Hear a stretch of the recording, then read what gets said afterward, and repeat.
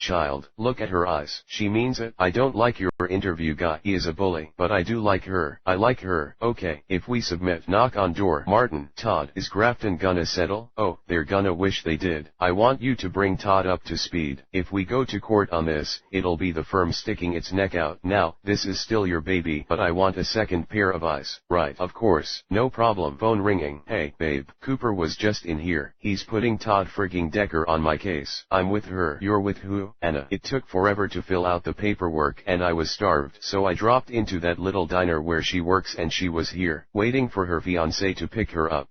She's great. I know. There are a million things that can go wrong and we still have to do the health checks and just everything. Exactly.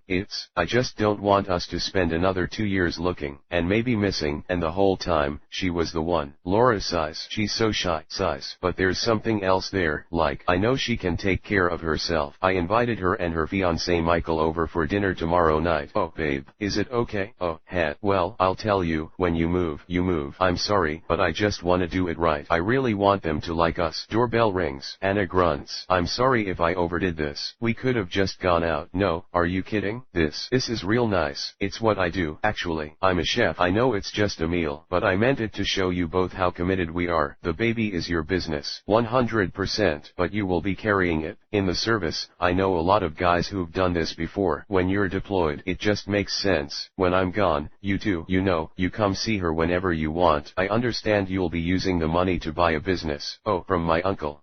Residential and commercial roofing. He had quite the run here after Katrina. Owning the company means you get a piece of everybody's take-home plus markup, overhead. Mike's always been real smart about money. With my deployment bonus, we'll be able to put together almost, $40,000, and that's enough to buy the whole thing. Anna, I'm sure there are probably some questions that you have for us.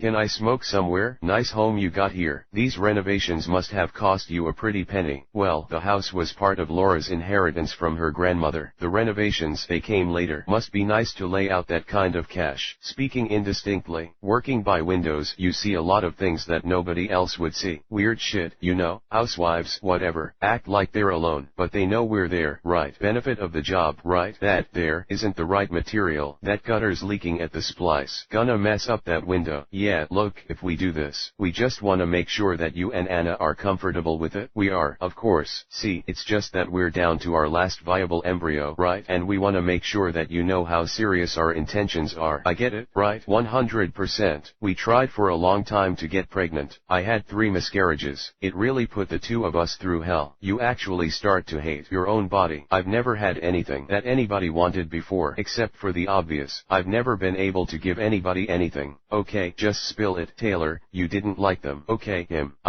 we go outside, right? And he's talking to me about looking at housewives undressing through windows. Maybe that's his way of bonding. I don't know, babe.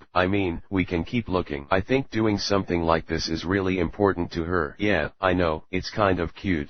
You see, the way she left a price tag on the dress. She's taking it back tomorrow. She wanted to wear something nice to impress us. I did that on our first date. Oh, yeah, I remember that dress. Matter of fact, I remember undoing it like this. Did I let you on the first date? I was bad. You were so bad that you were, oh, so good. John, I want to. Having them here, it just brings it all back. I understand. I'm sorry. It's okay, babe. It's alright. We're gonna body bad. Tina, we're not getting 8 hours sleep. We're not getting, but a handful of food a day. But, this is the game we signed up to play. You guys hungry? Are you cooking? Ember, Keith says he's a chef and it's not that I don't believe that. He can't cook very well, I'm not doubting his talent, but I think it might be that he's adding maybe too much water to the rice. Tina, it's pasty. It tastes like glue. It just, in your mouth it goes, smacking lips. It's just horrible, and I can't eat it. It didn't make sense. It didn't make sense. Like, how could a gourmet chef not know how to make rice? There's a bunch more things we can have than rice, and I'm ready to start making some of them. I remembered that with flour and water, you can create some sort of dough. You know what we can do while you're doing that? We're gonna go get some more wood. Alright, so we'll be back in a little while. Jerry, Keith is very threatened by the fact that I made this tortilla this morning. That's why I heard them when they went up on the hill, and they were gathering wood, and he was talking again about what he's gonna to do with the rice, and the vegetables and this, and you just have have to laugh. You just have to laugh giggling. So there's so much work to do as a team that, and it's hard, physical labor to come up here, and grab all these big logs and stuff and throw them down. So if she wants to cook some tortillas for breakfast, I think it's fantastic. Actually, it's a break for me, you know. Chuckles, no worries, mate. Jerry, I felt a little bit bad about it, but at the same time, you know, I felt like it was time for somebody to come in and take charge, and change the food situation. Go ahead. Oh, my god, it is so good. Thank you.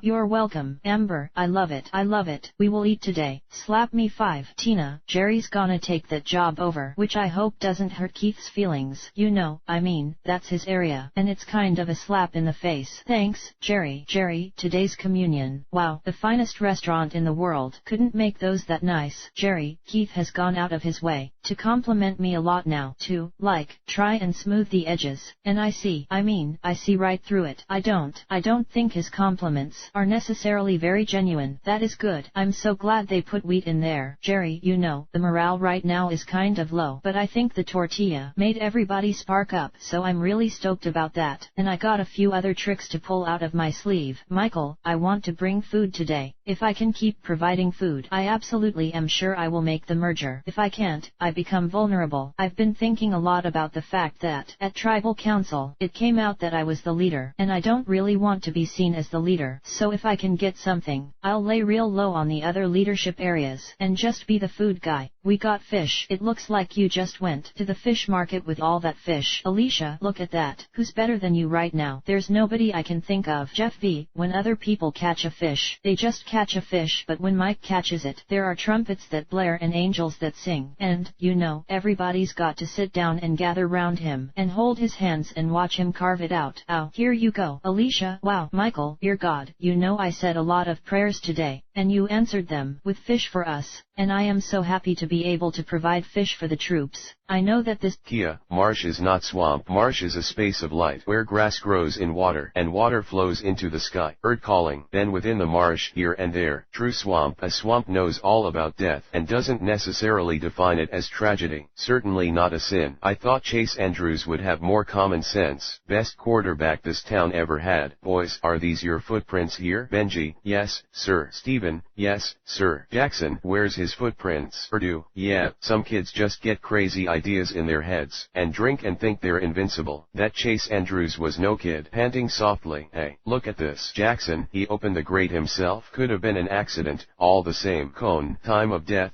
between midnight and 2 a.m. Cause of death, sudden impact from the 63-foot drop. Since you found that blood and hair on the support beam, I would deduce that was the cause of the primary injury. Layman's terms, he banged the yeah, this is some solid small talk. I had that other phone, and it was good, but I think the whole time, a little part of me wanted this phone instead. This phone feels right. Oh, wow, weird. Yeah, I should probably take this. I'll be here. Hello, Ted. This is your main man Ke. I want you to shake your tail feather down here ASAP. You dig? Okay, sorry about that. Ooh, was that Korean Elvis? I'll explain later. Hey, we're heading down to McLaren's. Actually, I'm at Robin's. Yeah, and I might have done something bad. I just lied and told her I broke up with Victoria. Ted, I don't want to swear in front of Korean Elvis, but what the bleep are you doing, dude? What do you expect from me? It's Robin. Victoria's great, but it's Robin. I've made up my mind. I'm gonna end it with Victoria. Gonna, yes, first thing tomorrow. Okay, but as of right now, at 2:45 a.m., you still have a girlfriend. Ted, I love you. I love Robin, but if you do this right now, your entire future with her will be built on a crime. Just go home. Ted, don't do this the wrong way. I hate how you're always right. It's my best and most annoying trait. Okay, I'm coming home. I'll see you soon. Hey, I should probably get going. It's pretty late. I'm sorry.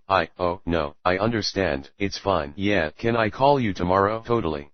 Call me tomorrow. Okay, good night, Robin. Good night, Ted. Oh, my god, we're making out, right? This is crazy, right? Should we go to my room? I mean, there's 5 dogs in there, but yeah. I have to run to the bathroom, real quick. Okay, stop doing that. What are you doing? I'm calling you. We're breaking up. I'm doing this right now. I'm coming out of this bathroom a single man. Okay, say, Ted, how long do you think that conversation's gonna be? Length of an average P? No, we're gonna be on the phone for at least 20 minutes. Robin's out there. She's gonna think you're in here taking a massive. What do you want from me? from me. People break up. It happens. Not like this. Not from the bathroom of the girl that you're about to sleep with. It's not ideal. Meanwhile, back at the bar, Barney was still trying to prove that good things can happen after 2:00 a.m. Come on, Lily. How many women can say they've been personally serenaded by Korean Elvis? I think he just spout on me. Barney, you tried. I think that's great, but we're going. No, come on. Yes, dude, we haven't hit legendary yet. We're only at the LE. We still got the gen, the RY. Okay, if we're at the LE, then I say we follow it up with a tease go home. Oh, wow, you just got burned. Phonics style. No, baby, don't go. Just one dance. Okay, seriously. Hey, I know what you like. And so, Barney was right. The night was legendary. It would come to be known as the time Lily kicked Korean Elvis in the nards. Hey, you guys remember that time that Lily kicked Korean Elvis in the nards? You're right. I owe you a real breakup call. I'll call you tomorrow. Good. So, you're gonna go home? Why should I have to go home? You know, back of his head on the way down, to hit the back of his head on the beam. He would have needed to fall backwards, is that right? I'd say yes. So he might have been pushed. There's no fingerprints on the railing, the grates, nothing. No fingerprints? Not from Chase either? No fingerprints, no tracks. We do have those red fibers found on the jacket. I just got the lab report back from Atlanta. They did not come from any of his other clothing. Wool, it says. That could be a sweater, scarf, hell, it could be anything. And we gotta find it. Mosley, a beautiful wife, good family. Can't think of anyone who'd want to kill Chase. Come on, you know how Chase was. Tomcatine, rutting around like a pent-up bull let out. Don't speak ill of the dead, Frank. I'm just saying, I could think of a few guys up to it. Mr. Milton. Hi, Sandy. The usual. Brunswick stew. How'd you guess? Chuckles. What do you make of the Chase Andrews case? Tom. Oh, I'm retired. That's none of my business anymore. Fair enough. Could have been that woman in the marsh. She's crazy enough for the loony bin. I bet she'd be up to something like this. My brothers told me that Marsh girl's the missing link. You know, poor Chase Andrews had something going on down in that marsh. Sandy, Chase Andrews and the Marsh girl. Now if that ain't asking for trouble. Mosley, what do you think really happened? Frank, you think that Marsh girl killed Chase? Lane, hell, I don't know. Truth will come out. Vehicle pulls up. Car door closes. Insects chirping. Look at all these feathers and whatnot. Knocking. She a scientist or a witch. Twig snaps. Jackson, Miss Clark, Sheriff's Department. Sheriff, look, could get a warrant. Plain view. Probable cause, Sheriff. That door isn't even locked. Knob turns. Car doors close. Engine starts. Taking shuddering breaths. There she is. Engine accelerates. Purdue, this is the Sheriff's Department. Shut down your engine. Siren wailing. Go straight. Follow her in. Grunting. Siren wailing. Woman 1, you're guilty. Man 1, you killed Chase Andrews. Woman 2, you'll pay for this. Marsh girl. Man 2, rot in jail. Cat meows. Purring. Jacob, Sunday Justice. Where you gone, kitty? Softly please stay. Jacob, here, kitty. Lock clicks. Door creaks open. Door closes, then lock clicks. Miss Clark, I'm Tom Milton. I'm a lawyer. May I come in? Thank you, Mr. Frazier. You probably know that you're being held for the murder of Chase Andrews, and I have taken the liberty of putting myself forward to defend you. I know you've never been in trouble before, so I can explain the courtroom and the trial, and who is who and whatnot. Do you have family that you might want to come be with you?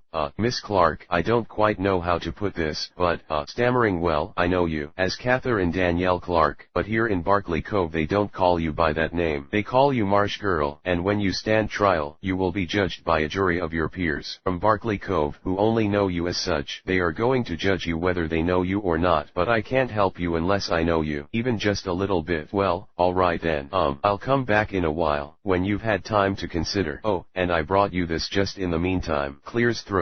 Mr. Frazier. Chair scrapes. People forget about the creatures who live in shells. I had a family once. They called me Kia. Ma, Kia. You'd better not get too far out. Children giggling. Missy, get it? Chuckles softly. Ma, now this little piggy went to market. Kia giggling. Now you hold still. This little piggy stayed home. This little piggy ate roast beef. This little piggy had none. And this little piggy went wee all the way home. That's my special girl. Children laughing. Tate. Hey, Jody. Hey, Tate. Wanna come fishing? I ain't got too much time. Ma, ain't isn't a real word. Hey, how many times I told you not to mess in my goddamn boat? Get in the house. Are you stupid? Come here. Now you've done it. Whimpering. You gotta learn respect. You hear me? Stop it. You're hurting her. Hey, you leave my pot alone. Come back on my land. I'll shoot you. You hear me? Calm down now. Shut up. Groans, gasps. Shut up. Glass shatters. Ma, leave me alone. Yeah, I'll show you. Ma, please just stop. Clattering gasps. Ma sobbing. Screen door closes. Breathing shaky. could easily get turned around in some way to make me be the leader of the tribe. But this meal is, from the bottom of my heart, makes me so happy to be able to provide for everybody here. So, thanks for that. Amen. Amen. Good job, Kimmy. Mike thanked God for making him the leader of the tribe. I don't know when he was anointed, but apparently my back was turned at that moment. Oh, my God. Well, get you another bite. No, no, no. Take one bite and keep passing it. Roger, Michael does like to be in the limelight. I don't think there's any doubt about that. But as long as Mike keeps delivering the food, though, that's gonna be a hard one to knock off. You know, he really thinks he is leader of this tribe. I'm telling you now that there are people in this tribe that want to vote him off already. Marilyn, I am very disappointed at what happened 5 minutes ago. Jerry reported to the rest of us that she had seen Kel chewing a brown substance, what she thought was beef jerky, and I saw him put something in his mouth and it was, like, dark brown colored, shredded looking sort of thing. Jerry blatantly said that she saw something that looked just like beef jerky go into his mouth, and I believe her. Actually, I guarantee it was. Amber, I saw him chewing. I saw him chewing too. Jerry, I mean to have your own team member possibly be holding food behind you and surviving on their own little private stash, while the rest of us are starving, basically, is not a good way to start off on the right foot with a bunch of strangers, because to think that someone in our own tribe would be, you know, sneaking in extra stuff, especially food. Well, if you're eating anything that we aren't eating, then that's unfair to the rest of us. If he had beef jerky, I'd kill him dead. Marilyn, the pot starts to boil. While Kel was up on the hill, they rifled through his bag. Tina, you know, it was like a big feeding frenzy. You know, Kel's got beef jerky, and they said, look in his backpack real quick, and I was standing right there, and I did it, and there wasn't anything in there at all. But still, and yet, all I was thinking about, if I find beef jerky in here, it's gonna to be ugly. Colby is snacking up there, I know it. Scattered chuckling. Marilyn, ouch. Within earshot of Kel, it was overheard, and Kel came back down. Keith, hey Kel, how you doing? How are you? Good. Hey guys. Marilyn, did you find anything? How are you guys doing? Did you find anything? Just a second. Just a second. How are you guys doing? Look, while I was going up there looking for bait or fishing, you guys were talking about that. You thought I was eating beef jerky. That was a blade of grass, and I smushed it up into my jaw, and I was chewing on that. I was just chewing grass. Jerry, well, in order to put grass in your mouth, you have to go get grass first, and I don't think you get grass out of your pocket. Jerry, what kind of grass? Green grass. Just any kind of grass you can pick up. Amber, how do you know it's not poisonous? I mean, it looks like normal grass, okay? It just looks like a normal blade of grass, so I mean, Keith, we don't need you, sick, at these competitions. Well, I want to just make sure that you guys know that I'm really trying to be a part of this group. It's really important to me to try to assimilate. I mean, I may not be the most talkative one in here. I'm a fairly quiet person. Keith, well, thanks for coming and telling us. Yeah, we appreciate the explanation. Cal, no problem. Weary just, you... Drum beating, tempo increasing. I'm sorry. Fletcher, no, stay. What's your name? Andrew Neiman, sir. What year are you? I'm first year. Do you know who I am? Yes, sir. So you know I'm looking for players? Yes, sir. Then why did you stop playing? Did I ask you to start playing? Sorry, I asked why you stopped playing, and your answer was to turn into a wind-up monkey. Sorry, I thought. Show me your rudiments. Yes, sir. Double time swing. No, double time. Double it faster. Door closes. Oopsie daisy. Forgot my jacket. Door closes. No Swedish fish? No, not today. Thanks. You okay? Yeah, well, I don't know. He saw me play today, and, well, you got plenty of options still. What does that mean? Just other options. Just, you know, it's just life. Listen, when you get to be my age, you get perspective. I don't want perspective, man. Sorry. Man and woman speaking in foreign language on screen. Alright. I don't want the ricinets. Why didn't you say that? I just eat around them. I don't understand you. Techno music playing over speakers. Chattering, band tuning and riffing. Earl, bye. I'll see you later. Bye. My man, Rio, shit. How you feeling, man? It's been too long. Things were hurting with Neiman on the kits. Ryan, come on, man. Greg, what? Ryan, he's fine. Greg, if you say so. Good seeing you. Ryan, yeah. Greg, yo, looking good. What's up, eh? Good weekend? Yeah, real good. Yeah, lot of fun. Nice. Hey, don't worry about Greg. It's a dick. Oh, no big deal. Good morning, everybody.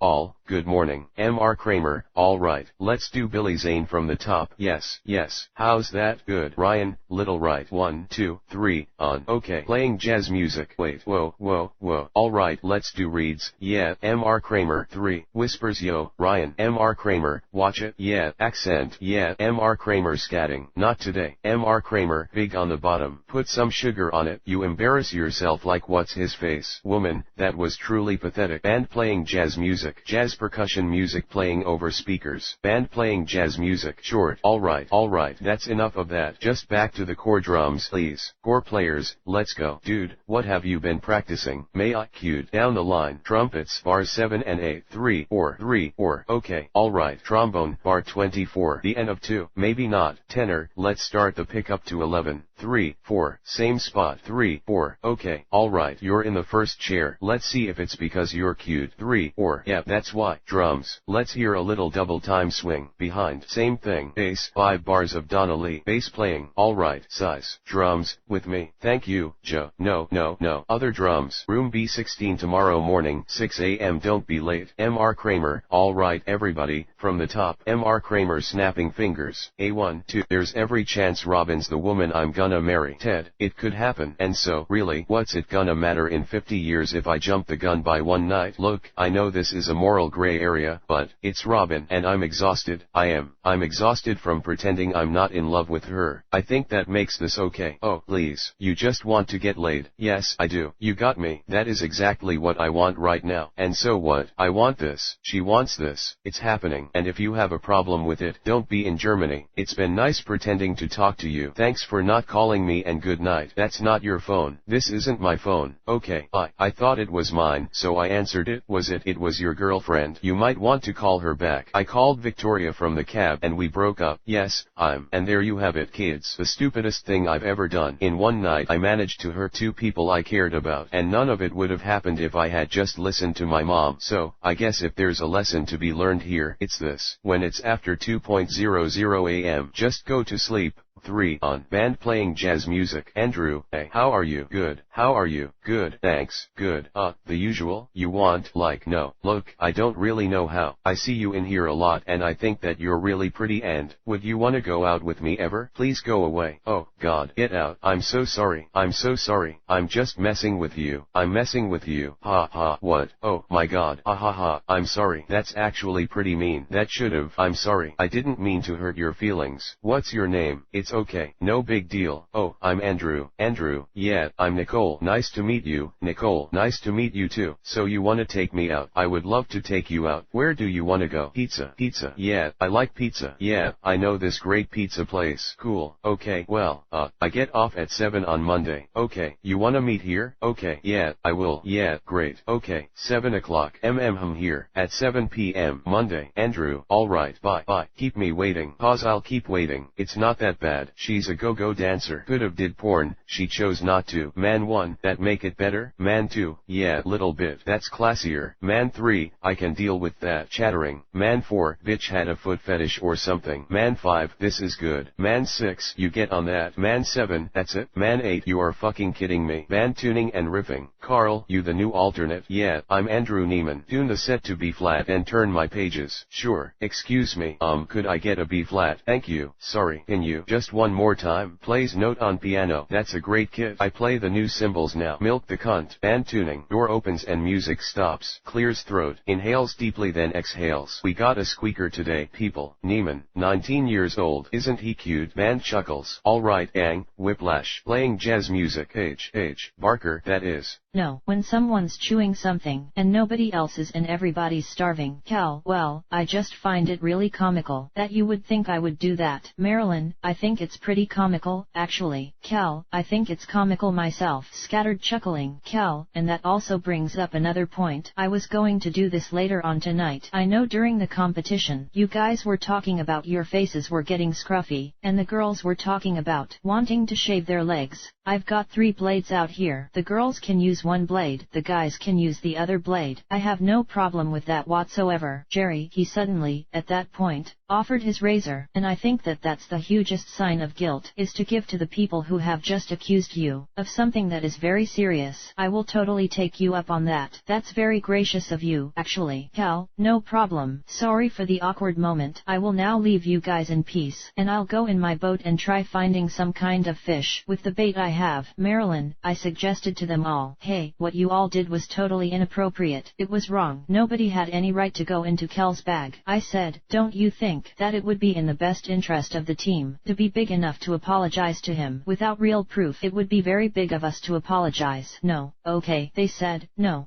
laughing. Jerry, I think Marilyn was kind of upset at us. Yeah, Marilyn, gee whiz. 4 days, things are heating up at our encampment. It's on a bone. Oh boy, want to try a new dish? Take care what you wish. The next challenge may go too far. Just say rub-a-dub-dub. Thank God for the grub. Close your eyes, plug your nose and swallow hard. We're eating bugs. We're eating something crazy. We got this one. We're eating bugs. We're eating something. We should have just been really hungry this morning. Food is food, right? What kind of bug? Michael, it's a worm. Alicia, it's grub. It's grub. No, it's not a worm. Nick, you guys want to hear it? Yeah, you guys ready to hear this? It's on a bone. Timmy, our immunity challenge came to us, and it's something about rub-a-dub-dub. We're eating a grub or something. Exaggerated Reg. Let me go last. I'm a vegetarian, which means I don't eat land-dwelling animals. I'm not going to compromise my, situation.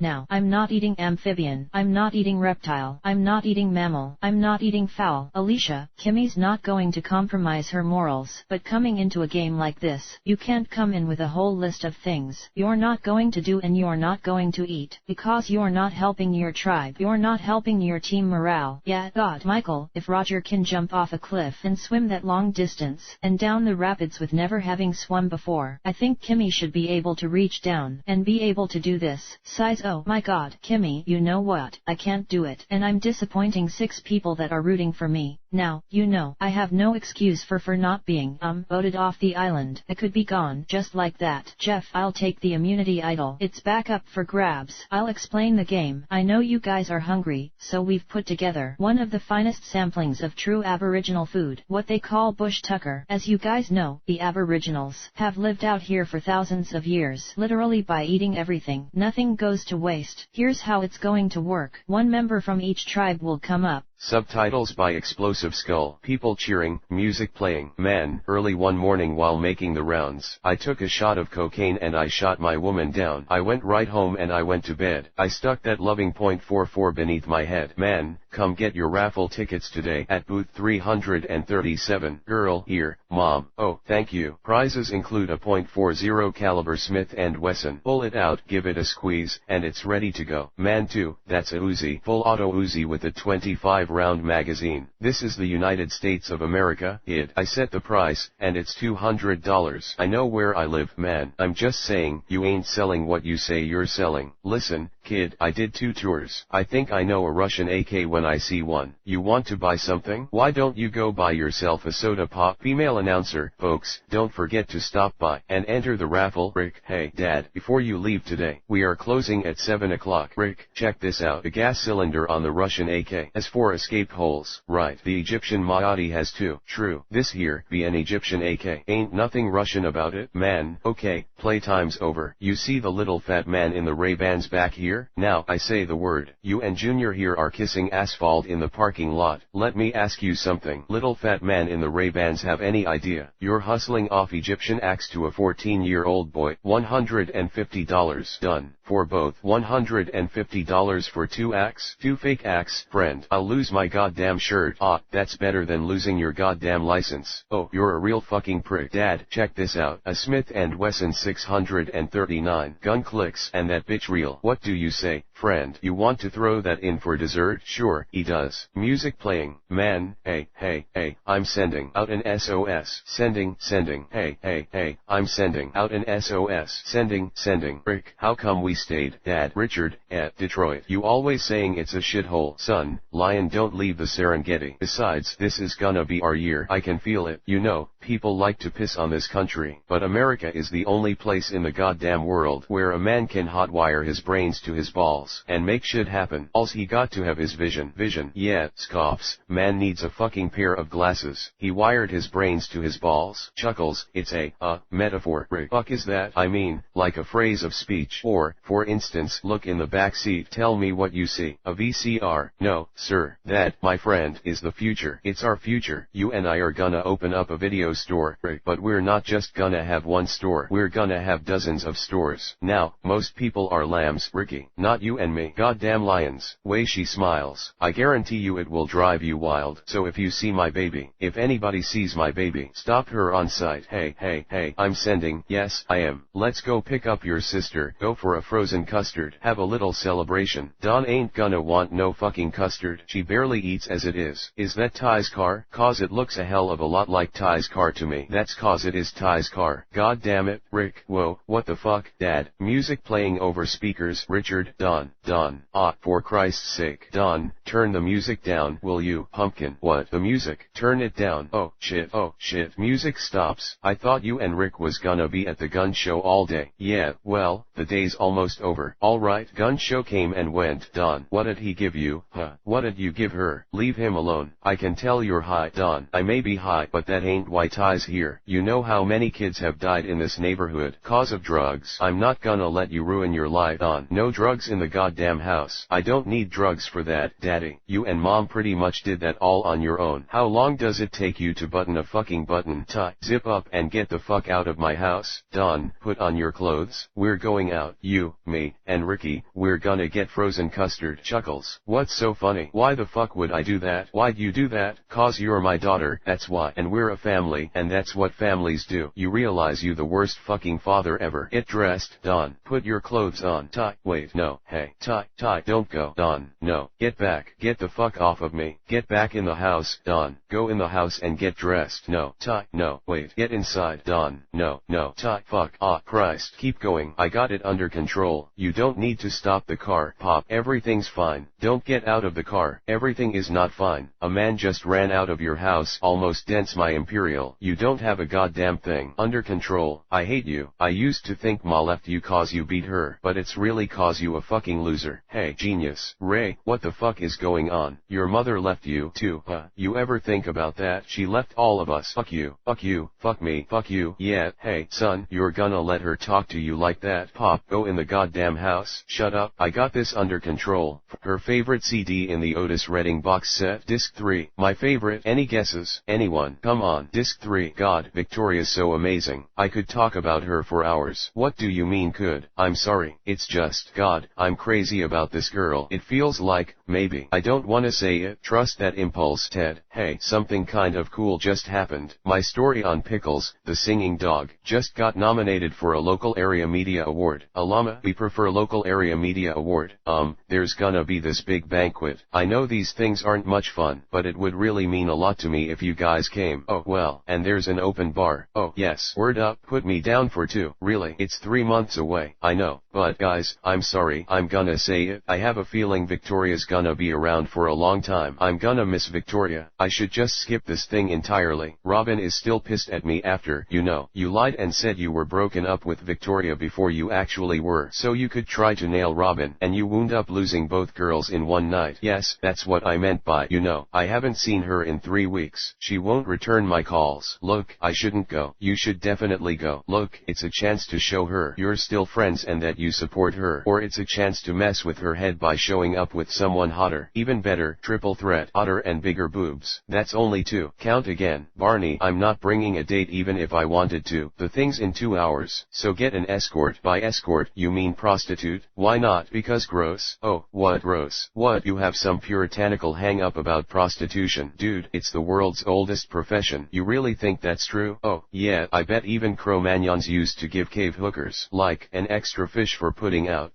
So, then, the oldest profession would be fisherman. Kaboom. You've been lawyered. Come on, Ted, let's get you a hooker. It'll be fun. Okay, to bring to the banquet and hang out with ironically, or to actually have sex with. Yes, no, it's illegal. And did I mention gross? That's adorable. Ted, you're such a hayseed. The companionship business is the growth industry of the 21st century. You do realize that 1 out of every 8 adult women in America is a prostitute. You just made that up. Withdrawn. Lawyered. The point is, is. How long has it been? 57 days. Is that your water? May I? Yeah, go ahead. Much obliged. 57 days. Ted, you are in a slump. No, it's not a slump. It's an intentional hiatus from girls. A slump is when you strike out every time you step up to the plate. But I'm off the roster, baby. I'm in the locker room sitting in the whirlpool. And I'll tell you something, it feels pretty good. Yeah, you know what else is in that locker room? A bunch of naked dudes hanging brain. Ted, you need a lady, and I've got the next best thing. Mary, she lives in my building. She's smart, she's hot, she's totally cool. Oh, she sounds great. And, who knows, maybe we will wind up getting married someday. You know, if we can get a blessing from her pimp. You wanna judge a fellow human being? Base soul, for Christ's, it ain't under control. And stop using the F word, Ray. Stay out of it. Looks like Richard's having a bad day. No, Ma, I'm not having a bad day. I'm having a great fucking day. As a matter of fact, my son and I walked into the lion's den this morning and walked out with the golden fleece. Ain't that right, Ricky? That's right, that's right. You're pathetic, both of you. Hey, put some clothes on, will you? We're going for custard. Verna, Richard. Yeah, Ma. What? Ma, help your father with the groceries. Ray, golden fleece. Will you tell me what the fuck that means? I don't understand what he says sometimes. Machinery whirring. Rick, these for the axe? Yep. I'll spin the wheel, and you'll eat what's on here. Also on the wheel, some treats that might go down a little easier. If you're lucky, maybe you'll get the fruit or the candy bar. Since Kutcha is short one member, one of your members will have to eat twice. So whoever you select to go first will also eat last. Now if you pass, and you don't eat or you can't finish, you lose a point. At the end of one round, whoever has the most points get the immunity idol. Losers lose another member at tomorrow night's tribal council. Going down and coming back up doesn't count. It's got to stay down. And the way you know is you show me your mouth. I look in, I don't see anything. I'll say good to go. This is mangrove worm. It lives in little mangrove trees.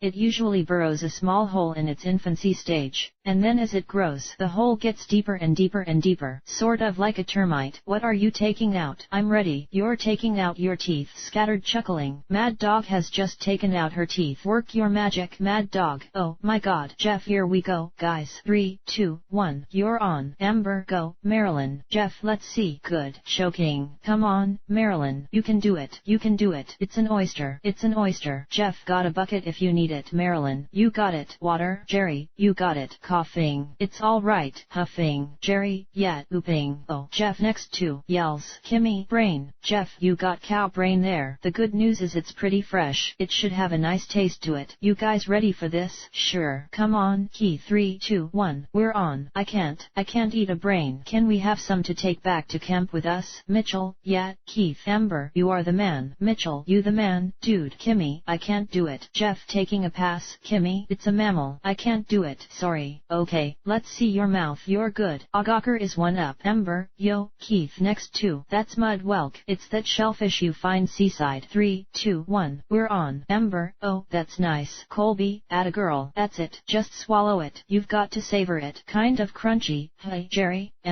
let's get that thing down. Nick, Alicia, yeah. No. Hold it. Jeff, I'll give you 5 seconds. 5, 4, 3, 2, 1. Amber, come on. Jerry, Jeff, look at that. All right. Screams happily. All right. Yells happily. Jeff, next to. Kel and Elizabeth, you got the apple. Wow. Yeah. Oh, my god. You want a bite? Jeff, next to. Marilyn, whatever it is, you got it. Dio. Jeff, that is witchetty grub larva. This will become a moth. It's in its early stages. Agakar, you got a lead. 3, 2, 1. Come on, Mitchell. Yummy. Whoa. Go, Mitchell.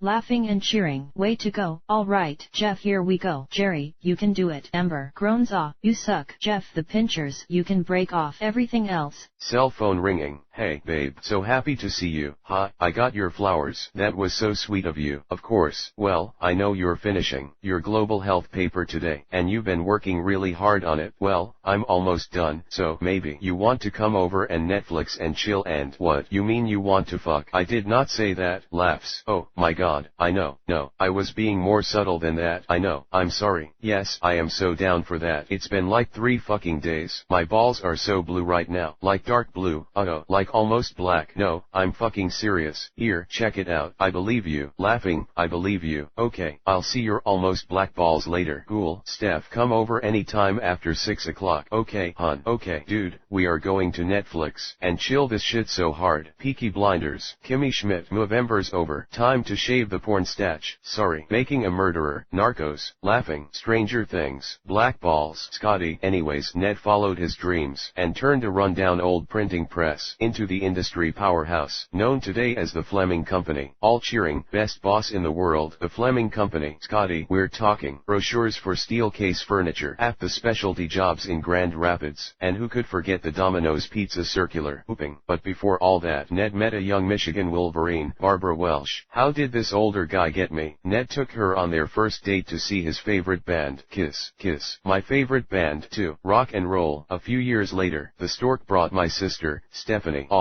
Woman, she's so cute. Scotty, they weren't close at all. Oh, dropping her off at school. Yeah, then came me. Scotty F. Did we have another child? I forgot about that second baby. Oh, we had another child. Anyways, big cheese. I'm sorry, guys. I promised myself I wasn't gonna do this. But I love you, Dad. Happy birthday. Way to go, Scotty. I love you, too, buddy. Thank you. Wow, all applauding. That was fantastic. We've got one last surprise for you. That's right, ladies and gentlemen, live from her dorm room at Stanford. It's my sister, Stephanie. All cheering. Hi, everyone. Hey, honey. Hey, Steph. Hey, it's Kevin. Stephanie. Hi, Kevin. Kevin, can we see? Sorry. Hi, Mama. Hi, Dad, the birthday boy. Hey, honey. You guys look like you're having so much fun, and I wish I could be there with you. She's so sweet. Yeah, get out. Yeah, I just wanted to say, Dad, that I love you. I love you, too, honey. I love you more. No, you don't. Love you to the moon and back. I'll let you win this round. Okay, Pops. Laughs. Even though you're now like ancient, you are still. What are you doing here? Laird, you asked me to come over. Stephanie, you're early. I said after 6 o'clock. Laird, alright. Give me a sec. I'm on the phone. Laird, got it? Stephanie, sorry. It's just my friend. Anyway, singing, happy birthday to you. All exclaiming, oh, my goodness. Oh, Laird, what are you? Laird, go finish your call. I'm just getting ready to Netflix and chill, baby. No, not now. Laird, oh, my goodness. Laird, Kimmy Schmidt. Stephanie, pull up your pants. Marco Polo. Oh, my god. All groaning. How do you make it stop? Camera clicks. Whoa, Mom, you just took a screenshot. Happy birthday, happy birthday. Kevin, help her out. Kevin, happy birthday. All exclaiming, Barb screaming. Cheerful music playing. Me oh my, it's a wonderful life. It's a wonderful life with you by my side. Me oh my, it's a wonderful life. It's a wonderful life with you by my side. Hey, there he is. Happy birthday, Big Cheese. Thanks, Jim. Jerry, hey, Ned. Fun dinner last night. Hey, Jerry. Thanks, Lou. Hey, Cheese, can I have a minute? Sure. Good morning, Joyce. Great party. Hold all his calls. Ned, you gotta be kidding me. Big Lots is bailing out on us. We've had that account since '06. They're moving all their print work to China. Oh, God. Cheese, we're already getting pummeled by Avite, Stamp Free, and the rest of those .coms. And at this rate, we'll be Chapter 11 by March. What about Dick's Sporting Goods? Well, I mean, I'm still trading calls with my guy. But Ned, can I be honest with you? I can't keep this from Patty much longer. Lou, haven't I kept us going? Yeah, I mean, it's what you do. I just need a little more time. That's all. You are the maestro. Maybe you'll pull off a Christmas miracle. Yeah, by the way, good job keeping that game face last night. Oh, thanks. That was some shindig, man. Yeah, it was fun. Well, till the kid had his farter all over the screen in 3D. I was like, whoa, that's a lot, man. Ned, and get this, Stephanie now wants us to fly out to meet the man behind the crack over the holidays. With everything that's going on here, that's the last thing I want to do. Well, hold on now. This is the first serious boyfriend? Yeah, apparently. I mean, it's so strange. I mean, Stephanie and I have always been so close, and yet she has never even mentioned this guy. That's the way it goes. Jeez. I thought I knew everything about Lou Jr. when he was down at Ohio State. Out of nowhere, he comes dragging home this Buckeye that he's been dating for over a year. No, yeah, nice girl, but still, she's so controlling. I'm sorry, I don't mean it like, you're eating. 3, 2, 1, go, baby. Tina, eat it little by little if you have to. All talking at once. Colby, there you go. Alright, chips, potato chips, ranch potato chips. All talking at once. Ranch potatoes. Jerry, you got it. Okay, you got it. Swallow, swallow. Jeff B, yeah, don't think about what's going through your head right now. It's a mental picture. Look at the candy bar. Look at the candy bar. Keith, alright. Cheering. Colby, yeah, good job. Jeff, here we go, guys. Big bucks, no whammies. Ooh, get past that. Cheering. Roger. Jeff, it's a candy bar. Life is working for you guys. Mitchell, go ahead, man. You enjoy it. We're with you in spirit. Jeff, last two. Tina, Michael, you're up again. Here's where we're at. Kimmy passed. Therefore, Katja is down 1 point. Tina, if you swallow this last one, your team wins immunity. But if you don't and Michael swallows his, we have a tie. This is it for immunity. Perfect. Yeah, Jeff, you got tripe, a cow's stomach lining. Oh, Tina, that's the best one. Jerry, steak, that's a steak. Steak, that's a sirloin. 3, 2, 1, we're on. Jerry, prime rib, baby. Prime rib, prime rib, prime rib. It's chewier than you would expect. It's prime rib. Indistinct talking. It's okay. Tina. Jeff, okay? Yeah, baby. You're good. Tina, you're good. Gags, you're getting protein. Slimy cow lining. Let's go. Girl. Gags, nutritious lining. Slimy cow lining. Amber, cover your mouth. Jeff, you got a bucket. You got a bucket. It came up. It came up. Retching. It's alright. No thing. No big thing. Oh, sorry, guys. Cheering. Alright, guys. Here's how the tiebreaker is going to work. Only on one external characteristic. That's racism, and I do not drink with racists. Good day. You're just waiting for me to speak, so you can. I said good day. So should I wear my hair up or down? So should I wear my hair up or down? Lily, what? You okay? Oh, yeah, sorry. I'm just exhausted from work. The stupid school board took away nap time in all kindergarten classes, and now the kids are just going crazy by the end of the day. And it's much harder to deal with because, well, I don't get my nap. Oh, wait, you were taking naps when the kids were? Is that safe? Oh, they're only 5. What are they gonna do to me? Ted's still coming to this thing, right? Yeah, do you think, hypothetically, it would be weird if I bring a date? Look at you, Skarbutsky, blatantly trying to make Ted jealous. No, it's just this guy at the station. I never get involved with co-workers, but he asked me and I said yes. Is it gonna be weird? No, it's not gonna be weird at all. Robin's bringing a date. That's gonna be really weird. I know. Okay, Robin's bringing a date. Oh, okay, that's not weird. She's bringing a date. I'm glad she's moving on. Dude, it's gonna be weird. No, it's fine. Look, in spite of whatever happened between us, Robin and I are still friends. I don't think it'll be weird. Yeah, it won't be weird. Thank you, because you're gonna bring your own date. Hello, Arnie. Hi, Mary. Have you met Ted? Nice to meet you, Ted. Hi, Mary. Wow, it's, nice to meet you, too. So, we're going to an award show? Yeah, could you just excuse us for 1 minute? Arnie, see you in 2 shakes. March, you two make yourselves comfortable. What the hell, dude? Your narrow-minded views on professional fornicators are harshing my mellow. So, I got you a date for the evening. You got me a hooker. A really hot a hooker. Think about it. This is perfect. A, it will make Robin insanely jealous. B, you get to have sex with her. And C, maybe by getting to know Mary, you'll come to see that courtesans are people too. And D, be all night long. I'm not taking a prostitute to Robin's banquet. Dude, the only people who will know are you, me, and Marshall. No one will suspect a thing. They'll just see you with this unbelievably smoking hot girl and, okay, yeah, that's a little bit suspicious. Look, I'm just trying to expand your horizons a little bit tonight, but if you're not interested, fine, I'm out $500. Whatever. $500. You, Ted, you're my cabron. You think I'm gonna stick you with some toothless tranny from the Port Authority? Look at how hot she is. Robin would be so jealous. I'm not trying to make Robin jealous, Barney. Look, I tell Mary thanks, but no thanks. I have a soul. And then your Uncle Marshall and I had one of our famous telepathic conversations. Check out Robin's date. I know. Is that who I think it is? Yep, it's Sandy Rivers. Sandy Rivers was the face of Metro News 1, the most low-budget cable news channel ever. Sandy Time. Sandy Time. He was best known for his morning segment in Today's Paper, during which he literally flipped through Today's Paper reading it aloud to viewers. Here we have on the front page a story about I guess a guy in a superhero costume climbing the Empire State Building. Looks interesting. These idiotic filler pieces were a guilty pleasure of ours. Oh, which Sandy do we want today?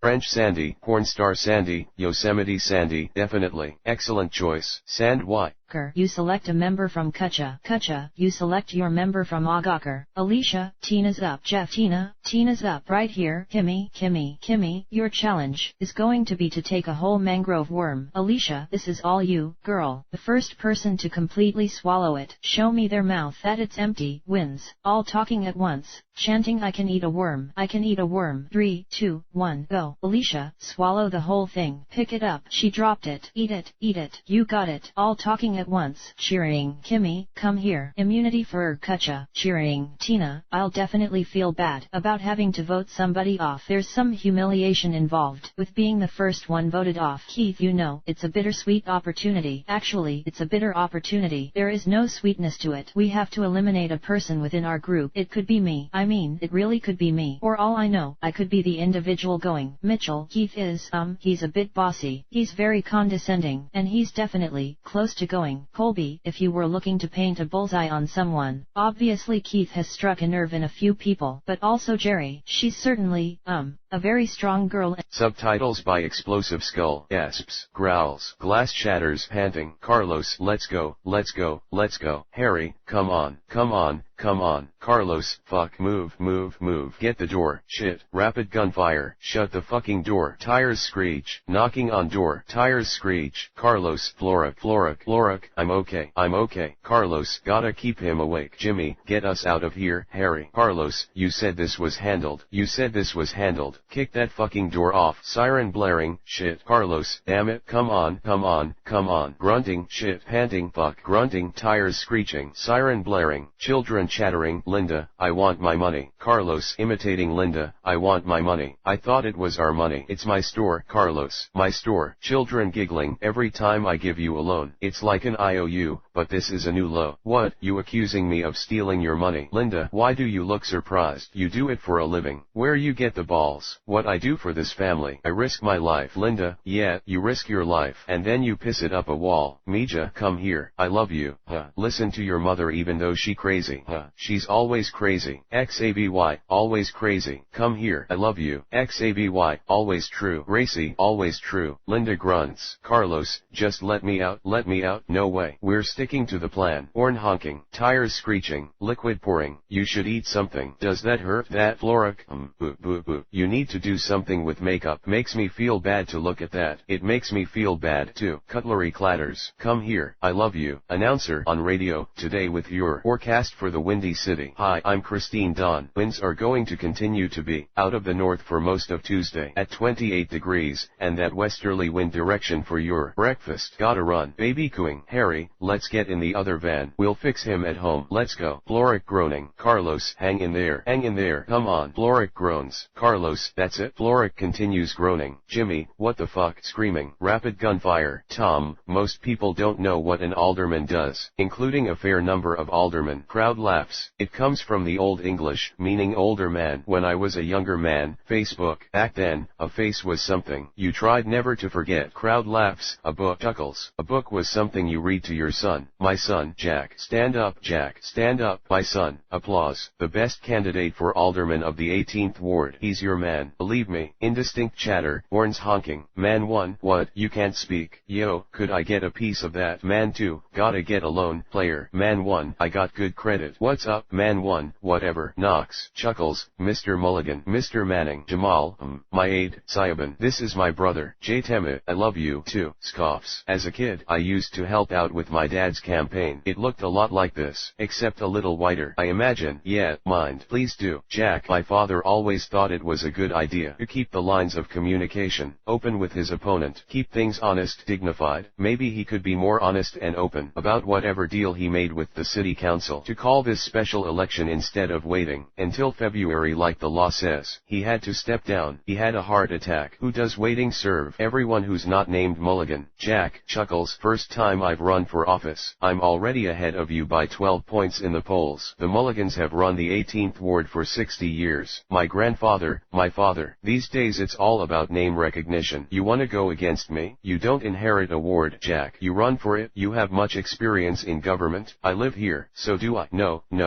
You, own a house 1 block into the ward. A house people might actually want to live in. It's a smart idea. Running headquarters from a church. I mean, it's illegal. There's that whole church and state thing. More illegal than nepotism. Nepotism isn't illegal. It's actually celebrated. This is Chicago. Your daddy can put you on some commission where people don't have no say. Let you be a big boy, play with a few trains. But, Jack, extending the green line is the best thing. Or the people of the 18th ward. Brings them closer to jobs, closer to culture. Jamal, those people don't seem to be the ones getting rich though. Jack, what about you, Jamal? What have you been doing to improve the lives of the people of Chicago? I bet your reputation's a real problem. Or your communications team. Maybe you the one who need the communications team. I've never been arrested. Chuckles. Let's see if you can say that a few months from now. If you pull out now, you can save yourself some money. Ton of embarrassment. Come on, Jack, I don't pull out when it feels this good. Jack chuckles. Jamal, right? Alright. Don't forget to vote on August 8th. Absolutely. Hey, the election is on the 7th, Jack. Oh, I know. Door opens. Chuckles. Door closes. Why you wanna go into politics anyway, man? Passing bills and shit. Whatever the fuck they do. Jamal, alderman of this ward, makes a $104,000 a year. Shit, we make more than that in a week. But then you add in the juice, right? He give. And very set in her ways. Really? Sometimes a little unforgiving in certain areas. No.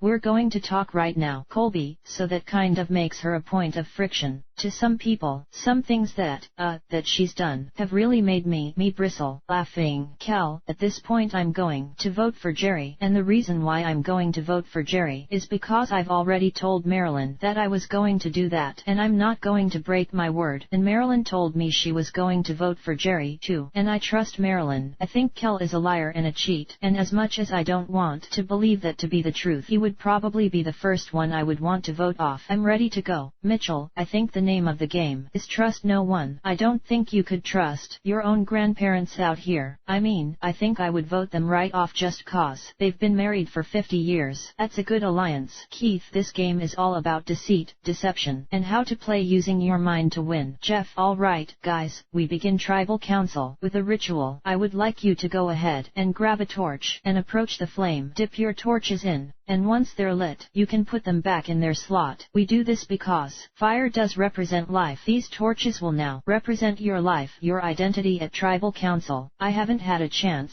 to talk to you guys at Tribal Council yet, so just a few questions before we get to the vote. You have fire, you have a professional chef, you guys should be eating very well. Keith, you know what, until we start really sourcing great products to work with, our creative juices are semi-limited and stuff, but we realized earlier we had flour, and Jerry is a phenomenal cook, so she steps in and she's made tortillas. We've had those for breakfast every morning. When we're done, we have Jerry's Tortillas shop opening up. Jeff, why are you cooking? If he's the chef, Jerry sighs. I knew you were going to go there. The rice was a little pasty the first couple of nights, and it got to the point where none of us wanted to eat it, and that's when I felt I needed to step in, because we were losing strength. Our morale was down. I mean, when you don't want to even eat, that's a really bad sign of bad things to come, so I just took it upon myself. Colby, what was your reaction to Keith's food? Oh, I had no problem with it. Rice is rice, man. I'd go along with that. Jeff, if it goes down and doesn't come back up, it's a good meal. Exactly. That's what we found out yesterday. Amber and Jerry groaning. Tina, what's been your lowest low? Probably throwing up that intestines that I ate, and feeling like I let my team down. So let me ask you the question that is most on my mind. Do you feel like you need to say, I know I screwed up, but guys, here's why. You should keep me? Absolutely not. I feel like I am the one who screwed up. I should be the one to go. Having said that, it is time to vote. Jerry, you're first. Nothing against you, Jerry, but I already promised Tina and Marilyn that I would not vote against them, and I would vote for you. I made this on day one, and I don't break my promises. Sorry about that, Jerry. Mitchell, as much as we could use your strength in our challenges, we're a little sick and tired of some of your games. The only comfort I have in voting this way is the fact that you brought this on all by yourself. I'm sorry. Marilyn, Cal, if you were lying in the Simpson Desert, dying of thirst, every single one of us would give you a drink of water. Good luck to you. Once the votes are tallied, Shit, scatting. Poppy, Molly, hey, I was listening to that Earth calling Sis Erling. Have you forgotten today's the day Rosemary moves in? Like you'd let me forget? Please tell me you're not going to do anything crazy. Look, you know I love you, Molster, but there are some things you're just way too young to understand. I know what I'm doing, though, okay? Trust me, Poppy. Alright guys, let's give my dad's girlfriend the perfect Malibu welcome. Everyone, help yourselves. All hooping. You can keep it or you can throw it away. Let's go, you guys. You can keep that. Girl 1, I want the bouncy ball. Poppy, you get those. We don't need them. I raised these as a child. I tell you it's not easy. I love this guy. I hate this guy. Hey, hi, I'm Lily. I'm Mary. Nice to meet you. Mary is a friend of Barney's. Barney invited her. Just met Mary ourselves. Don't know too much about Mary. Look, a beer. Hey, hi, you look nice. Oh, Ted, this is Sandy. Hi, Sandy Rivers. Use my full name. People get a kick out of it. Hi, Sandy Rivers. So, are you two starting a bunch of office rumors? Looks that way.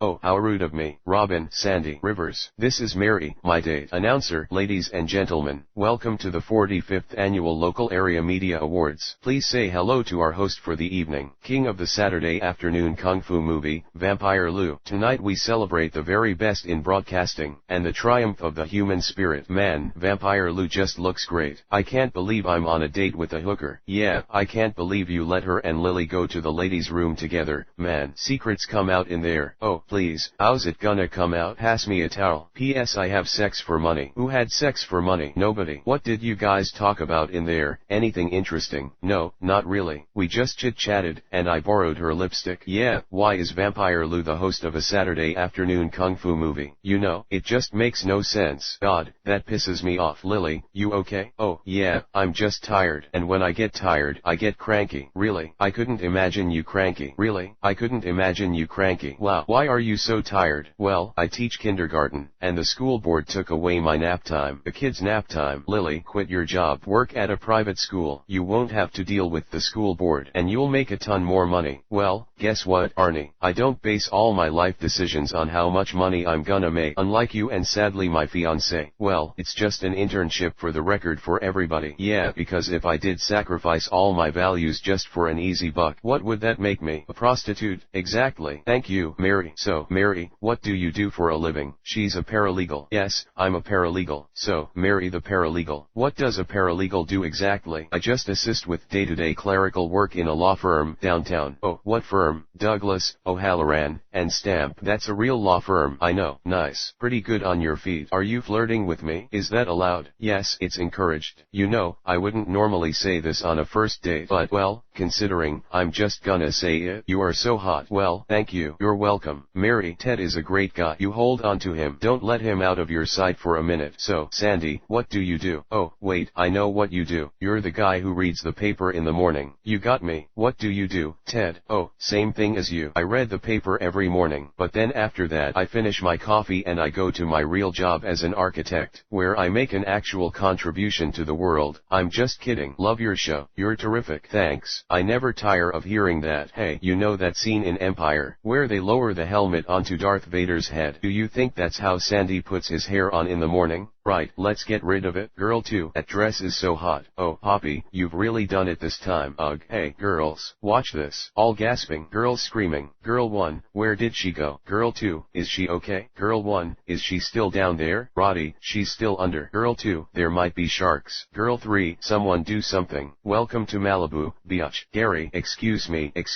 Get up here, right now. Get up here. Please, go home. Home. Girl 1, so uncool. Boy 1, easy. Pops. Gary, go on. Out. Boy 2, yo, dad. Girl 2, loser. Out. Let's go. Come on. Out. That is the final straw. Poppy, you are going to England. Let's go. Yawn. The boarding school thread again. I don't even recognize you anymore. All this is going to stop right now. So what? Big deal. You can just replace me with a newer, trashier version, like you did with Mom. You are going to boarding school in England, and that's final. What? You think just because Mom went to boarding school in England, it's going to magically straighten me out? Do do you even remember Mom? Sighing, Molly, I think you might have pushed him too far this time. I know, but England's so far away. Well, at least they speak American there, right? But who's going to cut the crusts off my sandwiches? You're going to be fine, Moll, I promise. In England, it rains 200 days out of the year. You will definitely get sad. She is sad. Scoffs. Seasonal affective disorder. Depression due to lack of sunlight resulting in acne and weight gain. Poppy, what?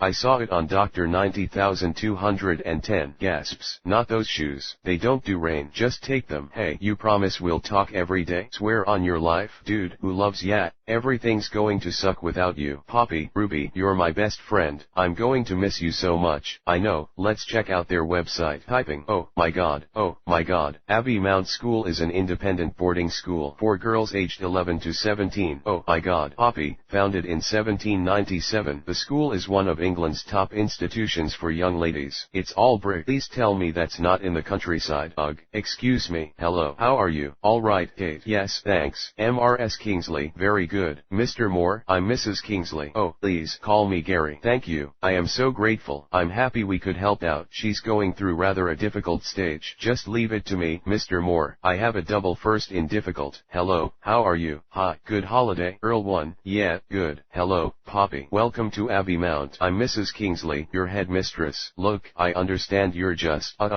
Lesson number 1. Poppy. To me, negotiation is like a nightclub, not something I tend to enter into. Now come along. Hello. Hi. How are you? Wow. Girl 1. Who's she? Girl 2. Wow. Is she new? Wow. Girl 3. Look at those shoes. Girl 4. Look at her. Poppy, this is Kate. She'll be your big sister at Abbey Mount. You'll soon settle in. Hi. How do you do? I already have a sister. It's just school lingo. I'll be your friend, a helping hand. That's all. Okay, but I choose my friends. And FYI, you don't make the cut. I'm sure that comment would sting a lot more if I knew what FYI meant. But, for the moment, let's just pretend it's had the desired effect, shall we? Saddle up, girls. We've got ourselves a Bronco. Mrs. Kingsley, a gift. One for you and one for Freddie. Oh, thank you. I shot them myself. Oh, I don't doubt that you did. Well, perhaps you'd like to keep a hold of them while I welcome back the first years. Nice thought, though. Harriet speaking Latin. Harriet, head girl. You shake the hand of the head girl out of respect. When the head girl has earned my respect, then I'll shake her hand. Biatch. I'm sorry. Apology accepted. Stunningly Horatius ego desperately seeks a good bashing. Can we oblige? Methinks so. Jane and Charlotte, we think so, too. I'll call you tomorrow morning, as soon as I'm back in LA. I hope your flight gets seriously delayed. Chuckles. And I hope your bags end up in Kazakhstan. I'll come back for you at the end of the semester. Alright, sweetheart, you know I love you. Car engine starting. Bye. Thunder rumbling. Sighing. Rock music playing on stereo. Ripper. I have to find a CD to play for you guys. There it is. You can borrow them, but only indoors. Dripper. Yeah, my mom won't let me wear high heels. Josie, I've got to be reserved because I'm not there all the time. Kiki, I heard this on the radio. Thank you. Dripper, nice catch. Excuse me. Hi, I've been assigned this room. You need to leave. Oh, wow, communal. Well, it's bed number 5 or the corridor. Your choice, mate. Move your stinking socks. Dripper, exclaims in disgust. Gross. Girls chattering. You lock away your chocolate. Key information. If it's the wagon wheel versus the Rolex, the wagon wheel is going to trounce it every time. What's a wagon wheel? Jesu Christi, you have not lived. You. That's carbs and sugar. What a revelation. I had no idea. Cell phone beeping. What the bleep is that? None of your bleeping business. It's an iPhone. Good luck getting a signal. We only have 2 hotspots that work round here. Maybe you should try entering the 21st century. Buck Rogers. This place is medieval. It's imperative that I make my phone calls. It's pointless anyway. We're only allowed mobiles on weekends. How am I supposed to call my therapist? The decision is final. The person will be asked to leave the tribal council area. Along this bridge, the first vote, Cal, Jerry, Cal. That's 3 votes for Cal, 1 for Jerry. 4 votes Cal. The first person voted out of the Agakar tribe. Cal, I need you to bring me your torch. Cal, the tribe has spoken. Go get him. It's time for you to go. Well, you survived tribal council number 1. You have a long walk home. Go ahead and grab your torches and head back to camp. See you tomorrow. Stay tuned for scenes from our next episode. Next time on Survivor, Jerry makes her move on Colby. Jerry, he's a cowboy, and I'm such a sucker for cowboys. Colby, just 2 school kids on the playground, having fun. Jeff at Kutcha. Michael is obsessed with making a kill. Michael, this is a pig killer. causing tempers to flare. Jeff V, that stupid spear. That's classic Mike. He's an idiot. Laughing. I knew right from day one that it was going to be hard for me to fit in. I'm a military guy, and the people I was working with are very unique, special type of people. It was going to be very hard for me to fit into that mixture. I tried, I really did, but I don't think in a couple of days I could have overcome our differences. Good luck. You're all winners to me. Explosions, booming, rumbling, grunts, 2 gunshots, groans, indistinct chatter in distance, indistinct chatter, rear, Agent Ritter. What's the CIA got for us today? Lieutenant Commander, sun's going down. We should get to it. Ritter, the hostage is a CIA operative. We believe he is being held by Syrian government forces in a nearby building. Call sign is Randy. We approach from the south. We should expect eyes on us here and here. Rear, how many Syrian troops are we talking about? I don't have that information. Well, that was a good talk. Light chuckling. You a comedian? Is that it? Webb, no.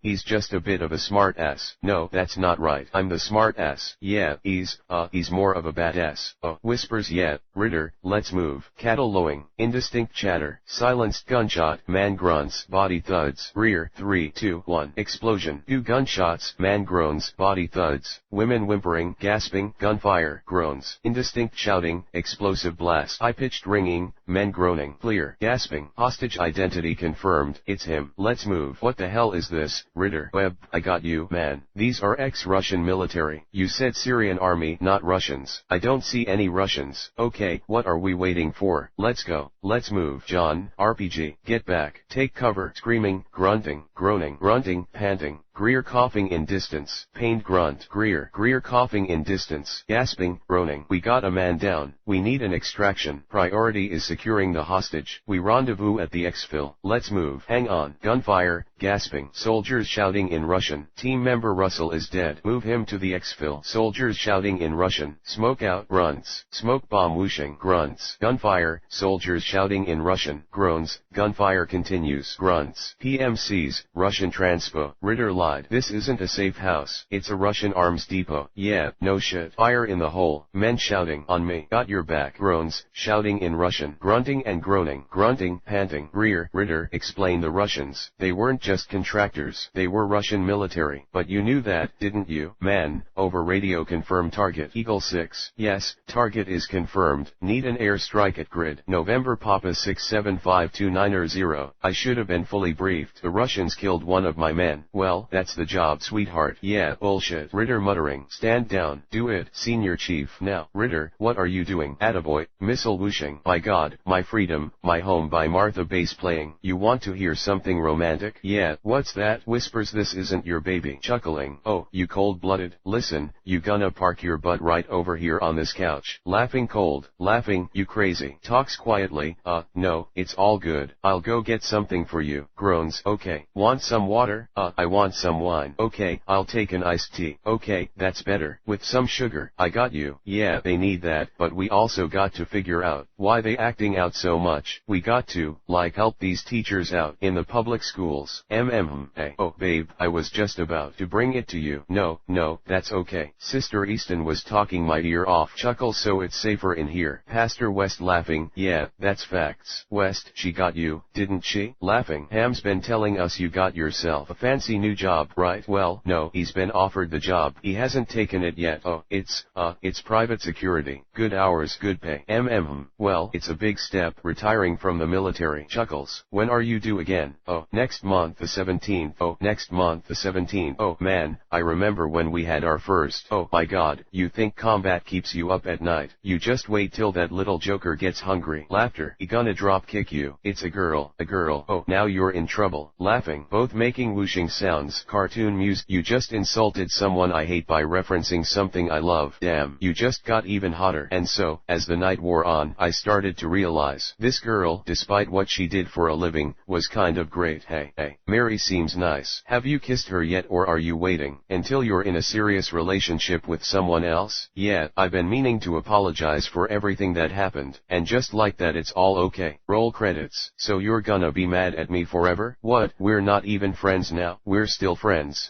Are we? You don't return my calls. We never hang out. And now you're trying to make me jealous by waving Edward R. Moron in my face? Oh, and paralegally blonde isn't here in her low-cut dress to make me jealous. Oh, so now she's a whore? What, you know something? Mary the paralegal is awesome. And you know what else? I didn't come here tonight to make you jealous. I came here to support you as a friend, and frankly, I'm sick of trying. I like that guy. Hey, what were you guys talking about over there? Oh, I was, just telling my friend that I think you're awesome. Well, thanks. You know, this is one of the nicer hotels I've ever been in. Oh, yeah, my friend did the remodel. You should see the rooms. The views are amazing. Yeah, maybe it's too bad we don't have a room. Room 1506. My treat. You kids go nuts. Actually, don't use the minibar. Do it. Come on, Ted, do it. This is one of those things you have to do before you turn 30. Sleep with a prostitute? No, lose your virginity. What up? Statistic. Men who have had at least one relationship with a prostitute are 75% more likely to have success in future relationships. You just made that up. Withdrawn. Lawyered. Okay, read things. First of all, Robin's category is almost up. And second of all, you cannot do this. It's wrong on every level. And third, I've been placing small items in Sandy's hair all night and he still hasn't noticed. I know I can't do this. I'm not doing this. It's a shame. She's really cool. Yeah, well, here we go. Alright, Brampton for a bicycle, joyride, or death trap. Mike Murphy for 13, pregnant and addicted, and Robin Skarbutsky for Pickles, the singing dog. And the winner is Robin Skarbutsky. Thanks. Oh, wow, this is really a surprise. You know, it's nice to be able to share this award with my friends. They're all here tonight. Marshall, Lily, Sandy Rivers, Barney, and that's it. Those are all my friends. Thank you. Congratulations. Oh, thanks. Sandy, do you want to get a cab? Sure, let's go. Yeah, this party is dead. Mary, you wanna go upstairs? We got a room. Dude, what are you doing? What's it look like? It looks bad, is what it looks like. You cannot do this. Marshall, she is a really cool girl when you get to know her. Besides, I'm trying to make Robin jealous. Oh, that's real mature. Marshall, what is up with you and Ted? Nothing, baby, don't worry about it. Fine, do what you want. Hey, should we go? Yeah, thanks. Well, good night. Good night. So, did you and Barney ever? There's not enough money in the world. Oh, thank God. Yeah, wow. So there, Robin, where's Sandy Rivers? I put him in a cab. So, wait, you and he aren't. I don't date people I work with. I was just trying. Plays on TV. One of these, woman, finished. Babe, could you help me take out the garbage, please? Yes, yeah, sure. Woman talking quietly. Daddy, you said you'd play Twister. Alright, just give me a second. Kids laughing, vehicle approaching. Girl screams. Tires squealing. Sighs. Pam sighs heavily. Chuckles. You remember this night? Yeah, I remember that dress and them shoes. Pam scoffs. I remember your hair. Chuckles. Horns honking, country music playing. I am on my way. I just got stuck in a. Jesus. Man, come on. Woman, over phone, where are you coming from? I was at Happy's with some of the boys. Scoffs. Another boys' night with your Navy SEALs? Babe, please, don't start. Horn honks. What the? Over phone, baby. Hello. Country music continues. What? Jeff. Previously on Survivor, Michael provided fish and took his leadership role to new heights. Michael, dear God, thanks for making me the leader of the troops. Kimmy, Mike thanks God for making him the leader of the tribe. I don't know when he was anointed, but apparently my back was turned. Jeff at Agaker. Cal, the loner, was the one serious about fishing. We do need to get some fish. Keith, our plan for getting food is, we don't really have a good plan, actually. Jeff and Jerry muscled in on Chef Keith's domain. Jerry, there's a bunch more things we can have than rice, and I'm ready to start making some of them. Keith, if she wants to cook some tortillas for breakfast. I think that's fantastic. No worries, mate. Jeff. Roger struggled with the reward challenge. Roger, water is not my finest point. Come on, Roger. Jeff at the immunity challenge. Kimmy, the vegetarian, secured a victory for Kutcha by swallowing a mangrove worm, sending Agaker to tribal council where Kel was voted out. Kel, the tribe has spoken. 14 people are left. Tonight, one more will go. Michael, ultimately, this game is about the $1 million, but you need to take small steps along the way to get there. And some of the small steps along the way to get there are eating, because none of us are going to win the $1 million if we don't have protein in our bodies, and we can win the challenges.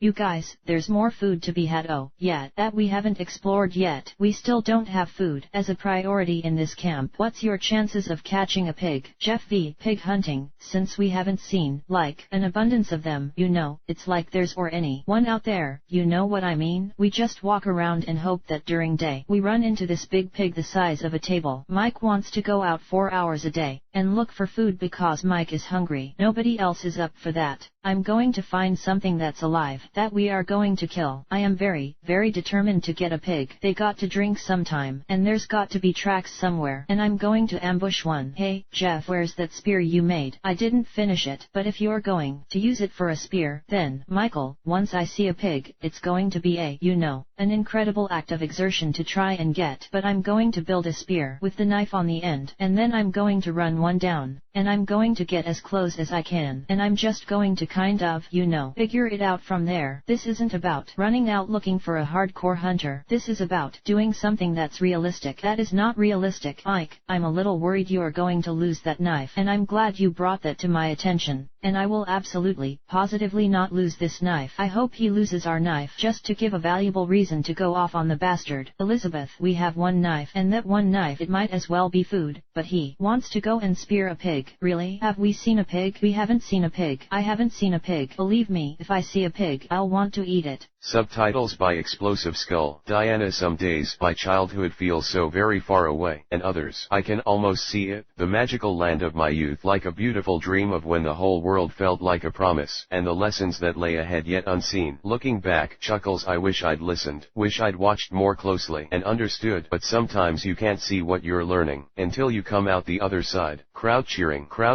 urges horse come on, grunts, crowd cheers, all cheering, come on, panting, rider Amazon come on, runs, all cheering, I'm gonna miss out, I've seen this contest humble even the most seasoned warriors. Diana, I can do it, just do your best, and remember, greatness is not what you think. Pace yourself and watch. Gong ringing, crowd cheering, young Diana grunting, runs, yelps, panting, urges horse, runs, crowd cheering, horse whinnies, groans, horse whinnies, panting, riders urging horses, horse whinnies, gasps, young Diana grunts, crowd cheering, young Diana grunts, no, both grunt, crowd cheering, both whooping, young Diana, no, that's not fair, no, but you took the short path, young Diana, but you cheated, Diana, no, but that is the truth, that is the only truth, and truth is all there is. But I would have won if you didn't, but you didn't. You cannot be the winner, because you are not ready to win, and there is no shame in that. Sighs tearfully, only in knowing the truth in your heart, and not accepting it. No true hero is born from lies. Young Diana crying, your time will come, Diana, when you're ready. Look to the golden warrior Asteria. She did not become a legend out of haste. She did it through true acts of bravery, like patience, diligence, and the courage to face the truth. Sighs. One day you'll become all that you dream of and more, and everything will be different. This world is not yet ready for all that you will do. Maxwell on TV. Welcome to the future. Life is good, but it can be better, and why shouldn't it be? Everything we've ever dreamed about is right at our fingertips. Woman chattering, but are you reaping the rewards? Do you? Both whooping, have it all. Passenger slow down, dude, no way. Both gas brakes screeching, tires screeching, both screaming, panic chattering, both dude. Maxwell, welcome to Black Gold Cooperative. Oh my gosh, guys, the first oil company run for the people, by the people. Think about finally having everything you've always wished for. Let's go. All laughing. Door opens. Hey, car horn honks. Maxwell, for a low monthly fee, you can own a piece of the most lucrative industry in the world, and every time we strike gold, you strike gold. Whoopso. Bride screaming, panting. Maxwell, no matter who you are, no matter what you do, you deserve to have it all. Do you have everything you've ever wanted? Aren't you tired of always wishing you had more? Hey, move it. It's my turn. Join me today. Yes, operators are standing by. You don't need a pile of money or some business degree to get started. You don't even have to work hard for it. Bell dinging. Good morning. Good morning. Don't even think about it. Maxwell at Black Gold Cooperative. All you need is to want it. Buzzcut. We get what we want, and we go. Saleswoman, what do you want? None of this junk. Word is on the street. You got a nice little black market side business going on back there. If you don't tell, we won't tell. Laughing joyously. Yes, yes, yes. Buzzcut. Oh, thank you. Thank you. Thank you. Yes, yes, yes. Groans. Sir, are you alright? Gun. He's got a gun. People screaming. Shut up, please. Come on, dude. Can't hide. Let's get out of here. Security guard, stop. Mall security. No,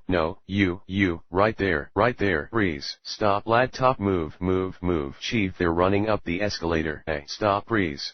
Shopper, no. Woman yelps. Buzzcut panting. Security guard, we have several armed assailants running free. We need the police here, right now. People screaming. Freeze.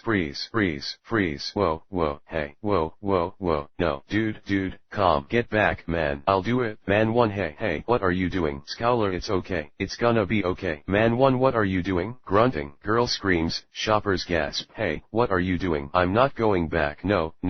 Panic chattering, Scowler, just chill out, just chill, stand back, don't do it. Man 2, no, put the kid back, listen to me, all shout, no, what are you doing? Lad top, pull her back in, I'm not going back, no, gonna let her go, no, what, ooh, what, grunts, we won't be doing that today. Sighs, gasps, screaming, Courtney whispers, whoa, but to just go spear just because you want to come back with one on your stick and be like raw, I don't know. This is a pig killer. Jeff V. The spear, the stupid spear. I'm going to go catch pigs, and he takes our knife and our rope. That's classic Mike. He's an idiot. I want to see your pig. Go get me a pig. Chuckling. Tina, to be honest, I didn't expect this adventure to be this hard. I find myself just craving food. Doritos, I want a bag of Doritos. More than anything in the world. Colby, we haven't had any meat in a week now, and the lack of protein hasn't taken its toll yet, but it's going to. Marilyn, I think I'm going to go check for messages. There it is. Oh, great Aboriginal fathers, be kind to us. I haven't opened it yet. It's time to rise to the top or make a big flop. On your shoulders will rest the tribe's fate. For the food you've been wishing, you'll need gear to go fishing, so try not to get crushed by the weight. Sure as hell could use some fishing line. Oh my god, I think the main thing that's been keeping us from getting fish is our fishing line, so this is a huge reward today. Amber, I'm worried about running out of food and running out of rice, and we've been trying to eat it sparingly, but you got to eat. It's going to run out sooner or later. I would love to catch a fish out there or something. Keith, it's going to be physical no matter how you look at it, but what we're trying to decide is whether it's a group effort or if it ends up falling on one person, and if we have to choose one person, well, it makes no sense not to choose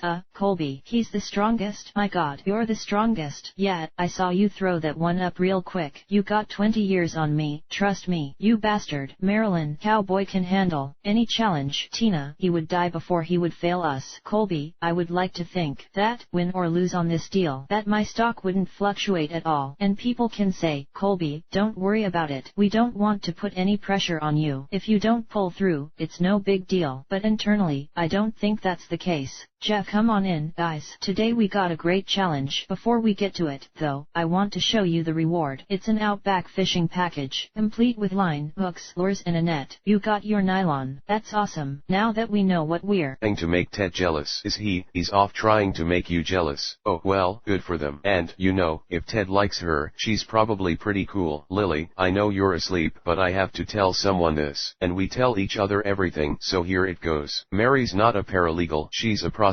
Mary's a prostitute? What? Barney paid for her. Barney, is that true? We were having a conversation about prostitution, and then Barney calls her up, and then she shows up at the bar, and now she and Ted are upstairs. Okay, seriously, what is going on with Ted lately? Is he having a nervous breakdown? You know, Barney, for anyone else this would be a new low, but sadly, for you, it's just a new middle. Oh, my god, I used her lipstick. Oh, that's her napkin. Okay, well, I guess now is as good a time as any. In keeping with tonight's award show motif, I'd like to announce this evening's big twist ending. Vampire Lou, would you do the honors? Mary is not really a prostitute. What? That's all? Vampire Lou, nicely done. So she's not? No, Mary is just a paralegal who lives in my building. Oh, and here's the best part, she has no idea that Ted thinks she's a hooker. Oh, come on, if you don't laugh it just seems mean. Feel kind of like Richard Gere. Not shy about your looks, are you? No, you know, Mary, I've never done this before. Done what? You know, been on a date. Right. Wait, you're kidding, right? No. Why, is that so odd? Well, Ted, I mean, I've been going on dates since I was 15. God, you were just a kid. Well, look, let's just have a few drinks. We'll relax. Yeah, that sounds great. I had clients riding me all day long. Must be tough. Yeah, I mean, this one guy just wouldn't leave me alone. I mean, talk about anal. Here we are. Okay, look, Mary, I like you a lot. I'm sort of amazed at how much I like you, but I can't do this. You're a hooker. What? Look, maybe I'm old-fashioned, but I'm sorry, that's a deal breaker for me. I'm not gonna have sex with a prostitute. Ted, I'm a paralegal. Come on, Mary, there's no one else around. You're a hooker. No, Ted, I'm a paralegal. No, you're a hooker. hooker. No, I'm a paralegal. You're a paralegal. That was not funny. Not funny, dude. I know. It was hilarious. Why would you do that? I did it to prove a point. What point? Stay with me. It's gonna come to me. Okay, here's the point. You thought that Mary was a sure thing, right? So what happened? She took you up to a hotel room on the first date. All you have to do is be that confident with every girl you meet, and your slump's over. So the message is, I should treat every woman like a whore? Come on, dude. You should be thanking me. She slapped me and stormed off. Can you blame her? You called her a hooker. I'm sorry, dude. It was funny. Yeah, well, it's getting late. I should get back to my room. Your room? Yeah, that really expensive hotel room you put on your credit card. Never checked out. By the way, you know what's super fun? Pouring DOM Perignon down a bathtub drain. Well, it's almost 3 o'clock. Got a massage? Toodles. Come on. If you don't laugh, it just seems mean.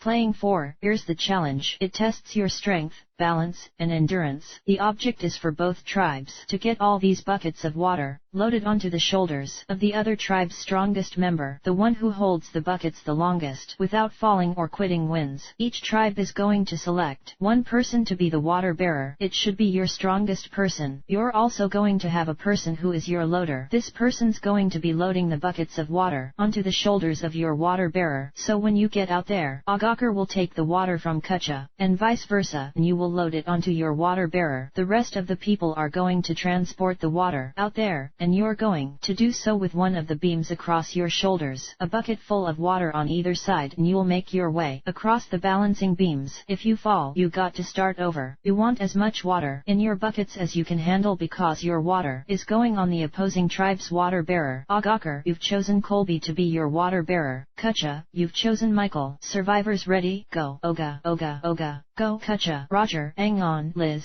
get your balance.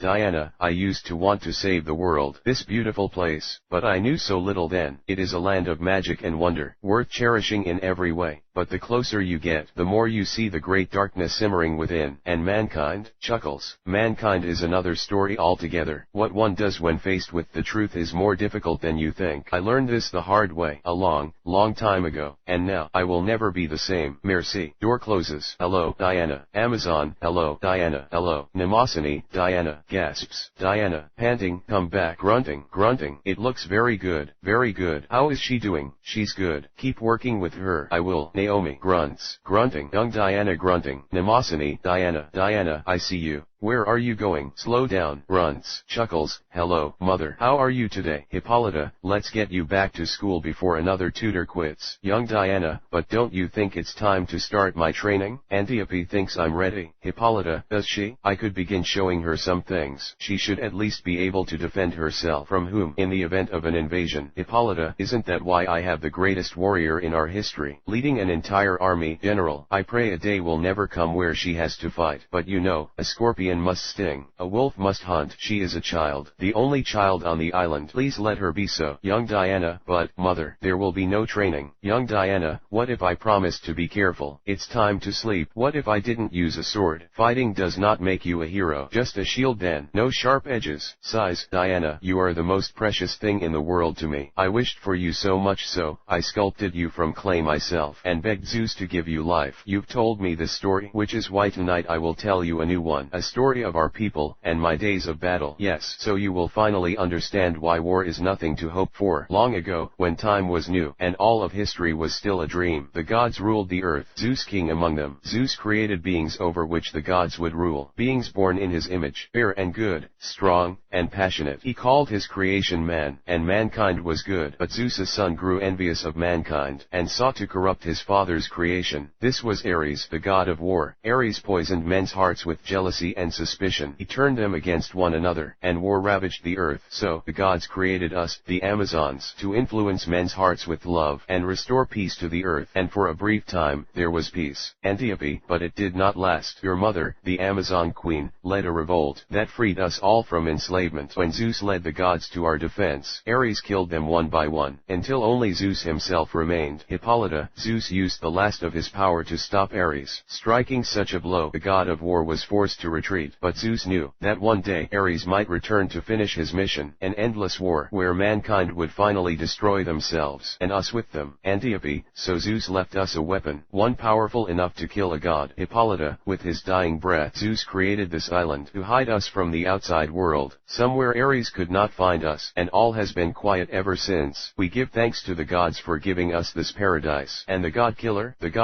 the weapon that's strong enough to kill a god. Can I see it? The gods gave us many gifts. One day, you'll know them all. This great tower is where we keep them. The god killer, it's beautiful. Who would wield it? I pray it will never be called to arms, but only the fiercest among us even could. And that is not you, Diana. You see, you're safe, and there is nothing you should concern yourself with. Metal clanging, both grunting. You keep doubting yourself, Diana. No, I don't. Yes, you do. No, I don't. You are stronger than you believe. You have greater powers than you know. But if you don't try hard, Hippolyta. Diana, are you hurt? No, mother, I'm fine. I was just training. It seems I'm not the revered queen I should be. Disobeyed, betrayed by my own sister. No, mother, it was me. I asked her to take her to the palace. Off you go. You left me no choice, Hippolyta. You neglect your duty if she cannot fight. You speak of a time that may never come. He might never return. He could have died from his wounds. Ares is alive. You feel it, as I do, in your bones. It is only a matter of time before he returns. The stronger she gets, the sooner he'll find her. Hippolyta, I love her as you do, but this is the only way to truly protect her. Sighs. You will train her harder than any Amazon before her. 5 times harder, 10 times harder, until she is better than even you. But she must never know the truth about what she is or how she came to be. Panting, grunting, both grunting. Harder. You're stronger than this, Diana. Panting again. Yells and grunts. Never let your guard down. You expect the battle to be fair. A battle will never be fair. Antiope, lay still. You are bleeding. Diana, I'm sorry. Antiope, wait. Diana, wait. What have I? Good job, Ember. That a girl. No worries. Roger, take your time. Do your thing. Cheering. Good job, Ember. Good job. All right, Livy. Elizabeth. Yeah, girl. No, no, no. Water splashing. All right, Kimmy. Shrieking. Good job. Good job. Runts.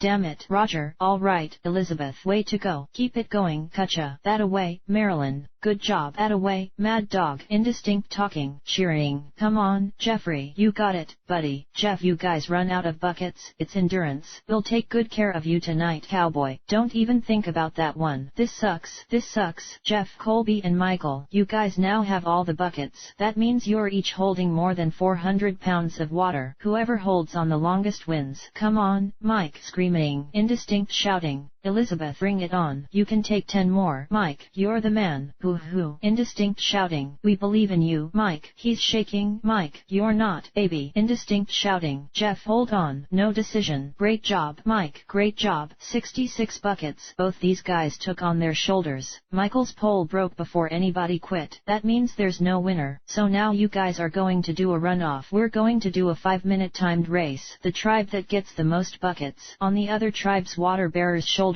wins this. Survivors, ready, go. Nicely done. That a girl. Jeff, you got 4 minutes. 8 buckets Agakar. 6 buckets Katja. We're all even at 10. 2 minutes. Katja, 14. Agakar, 12. 20 seconds. Agakar up by 2. Hang tough.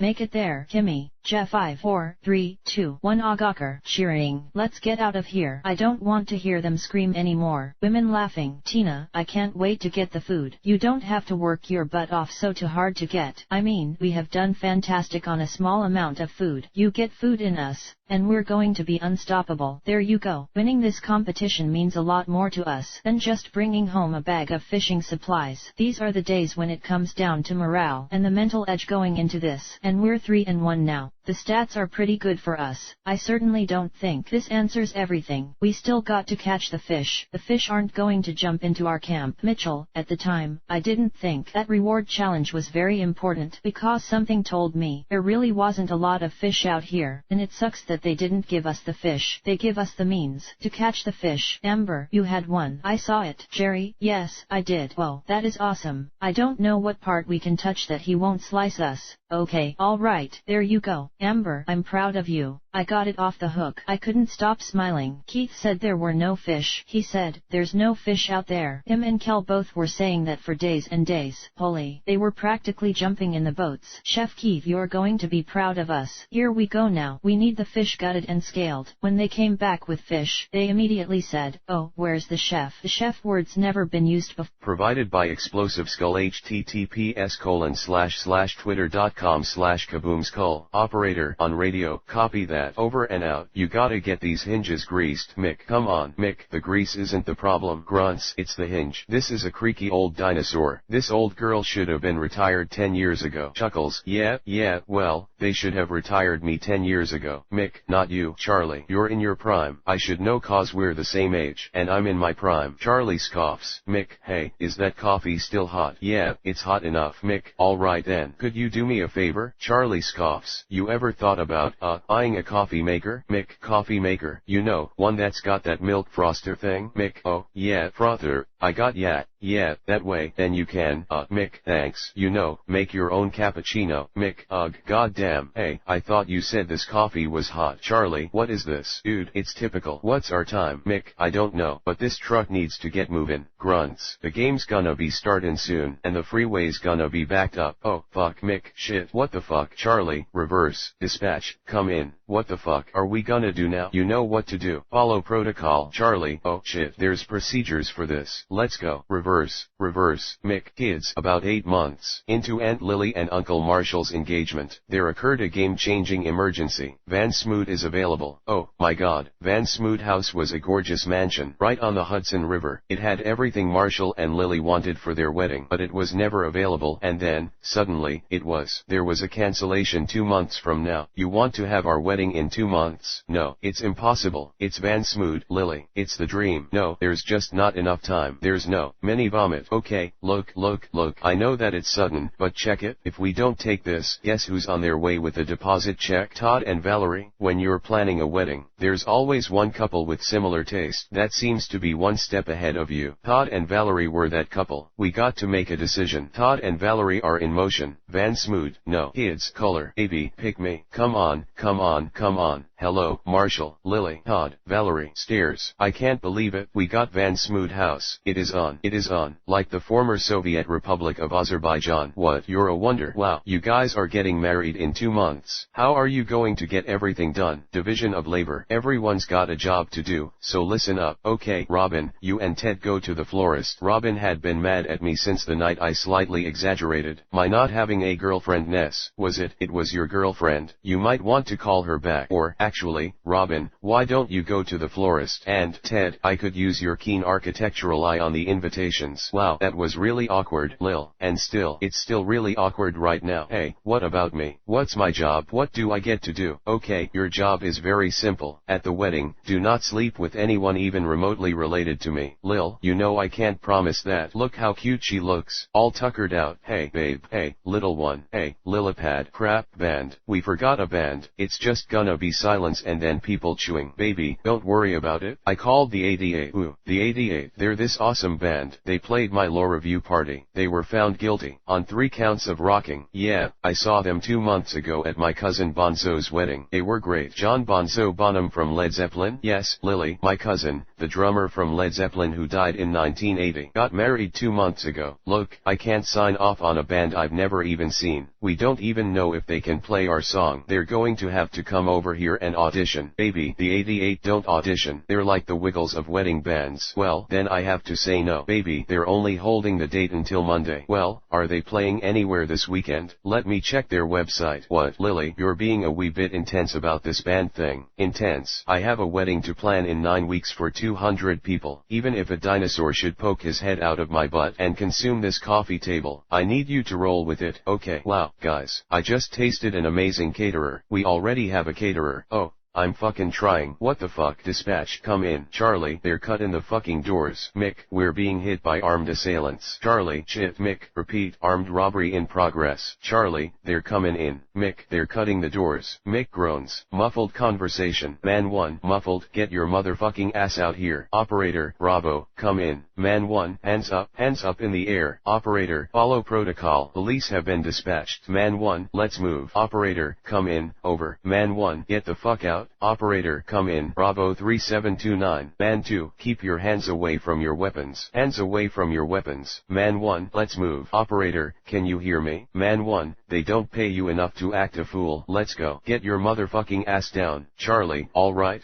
Portico 1377. Alarm raised. Man 3, move. Operator, 1st Street Viaduct. Man 2, fuck me. Man 4, on radio. Alarm registered. Man 5, tires now. Man 1, clear. Man 5, do what we say and you fucking live. Operator, Bravo, 2 black and whites en route. Approximately 2 minutes away. Man 4, on radio. 2 units dispatched. Incoming. ETA, 2 minutes. Man 5, 2 minutes. Operator, Bravo, can you hear me? Gunshot. Man 1, what the fuck? Operator, please respond. Gunshots. Base to Bravo, what's happening there? Man 1, the fuck is going on out there? Man 5, fuck. Man 4, he shot 2 fucking guards. Elvis, he shot 2 fucking guards. Man 3, number 1, are we good? Operator, Bravo, come in. Over. Man 3, are we good? Number 1. Man 5, we're good. Operator, base to Bravo, what's happening there? Gunshots. What's your 20? Man 4, number 1 just shot a fucking static. Shot a fucking static. Operator, base to Bravo 3729, respond. Man 1, what do you see? Man 4, incoming. Incoming on the right. Man 1, Elvis, what's the play? Man 3, 5, incoming. Man 6, I'm on it. Man 3, take the legs. Gunshots. Man 5, fuck. Man 1, oh my god, what the fuck? Man 3, I said the fucking legs. 3, take his gun. Man 4, okay, we got 1 minute. Let's go. Exit west. We gotta go. Elvis, come on. Man 2, B-team, let's go. Let's go. Operator, come in. Bravo 3729. Bravo, please respond. Man, Portico Security specialize in armed guard, cash pickup trucks and deliveries across LA. Our clients are made up of large-scale retail department stores, marijuana dispensaries, cash vaults, casinos, private banks. Whispers, could I get another one? Thank you. In normal tone, we're not federal. We're essentially middlemen. Hundreds of millions shifting through here every week. We got 12 trucks, 2 or 3 guards in each. A driver, a messenger, and a guard, each moving up to 15 mil a day, and sometimes more, which can attract unwanted attention. I won't lie, it can be dangerous, which is why we train you properly, and pay the premium rates, so we can all sleep better at night. Thanks. Now, your background checks came back fine, and your reference from Orange Delta Security was impressive. That was a good company. I'm sorry to hear it went bust. Family, size, married, divorced, no one else? No. Good. Stay focused. I like it, but just so you know, we lost a couple of guards a while back. Killed on the job, a civilian, too. A fucking tragedy. And they still haven't found the scum who did it, and that's why we've upped our game. 60 hours of firearms training. Man 2, Patrick. Are you Patrick Hill? No, please. Don't get up. Good to meet you. Let's see. Hill. H. I'm gonna call you H if that's okay. They call me Bullet, which is ironic, because I certainly don't move like one. You ready for target practice? Ready. I saw you had your pistol license already. So, this is the pre-assignment training course. We got 8 hours together, popping cans off walls and the like. You need to hit the 70% pass mark. There's some fitness which, by the looks of it, shouldn't be a problem for you. We just need to see how you are under pressure. Shall we get started? Whatever you say, Bullet. Well, that's quite enough of that. Been a while,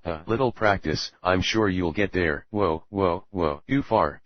Pull up a little. Pull it up. Look at that. 70%. 4. Check that out. Keith, as a chef, my strategy was to come in here and create just spectacular dinners and meals. And until now, we've had zero luck at doing anything from the rivers, or from the flora, or that matter. Ember, today is day 7, and we have caught our first fish. So actually, that's not too bad. It did take us a week, but hey, it's better than 2 weeks. Keith, how did I know that? Once the fish is caught, I'd be the guy filleting these. Ember, you're doing that really well, especially with a dull knife. He's doing exceptionally well. Wow, Mitchell, yeah, really, Jerry, I think right now, everybody's pretty happy that Keith is there to cook the fish that we've been catching. I know sometimes he says things to other people that kind of rub them the wrong way, but I'm probably the one who gets irritated with him the most. I'm aware of that. Keith, here we go. We'll just bread those in the flour. Crush up the salt a little bit, put the salt on it, and bread it with the flour. We just don't have oil, but it'll be okay. I say we don't waste the flour. Colby, the most tension in the tribe seems to be between Jerry and Keith with the cooking and everyone responding well to her cooking. Whistles that put them on a level playing field there, and so there's not really a power struggle yet, but it could definitely come to that point. Marilyn, Keith, we're all hovering over you, like a bunch of greedy sharks. Keith, like I'm doing a cooking class. Colby, even when Keith was over filleting the fish, I noticed there were several eyes paying attention, and what that tells me is that his stock didn't go up at all. You know, all he did was basically play the role of instructor on how to cook fish. Mitchell, ooh, it looks a little bit like a fish fry. Colby, oh, it smells so good. Yes, it does indeedy. I can't wait to try it. Keith, Marilyn, oh wow, thank you. Oh yes, that's good. You like that? Tina, yeah, the fish that Keith made was excellent. That was like a blessing cause we were starving. We were so hungry.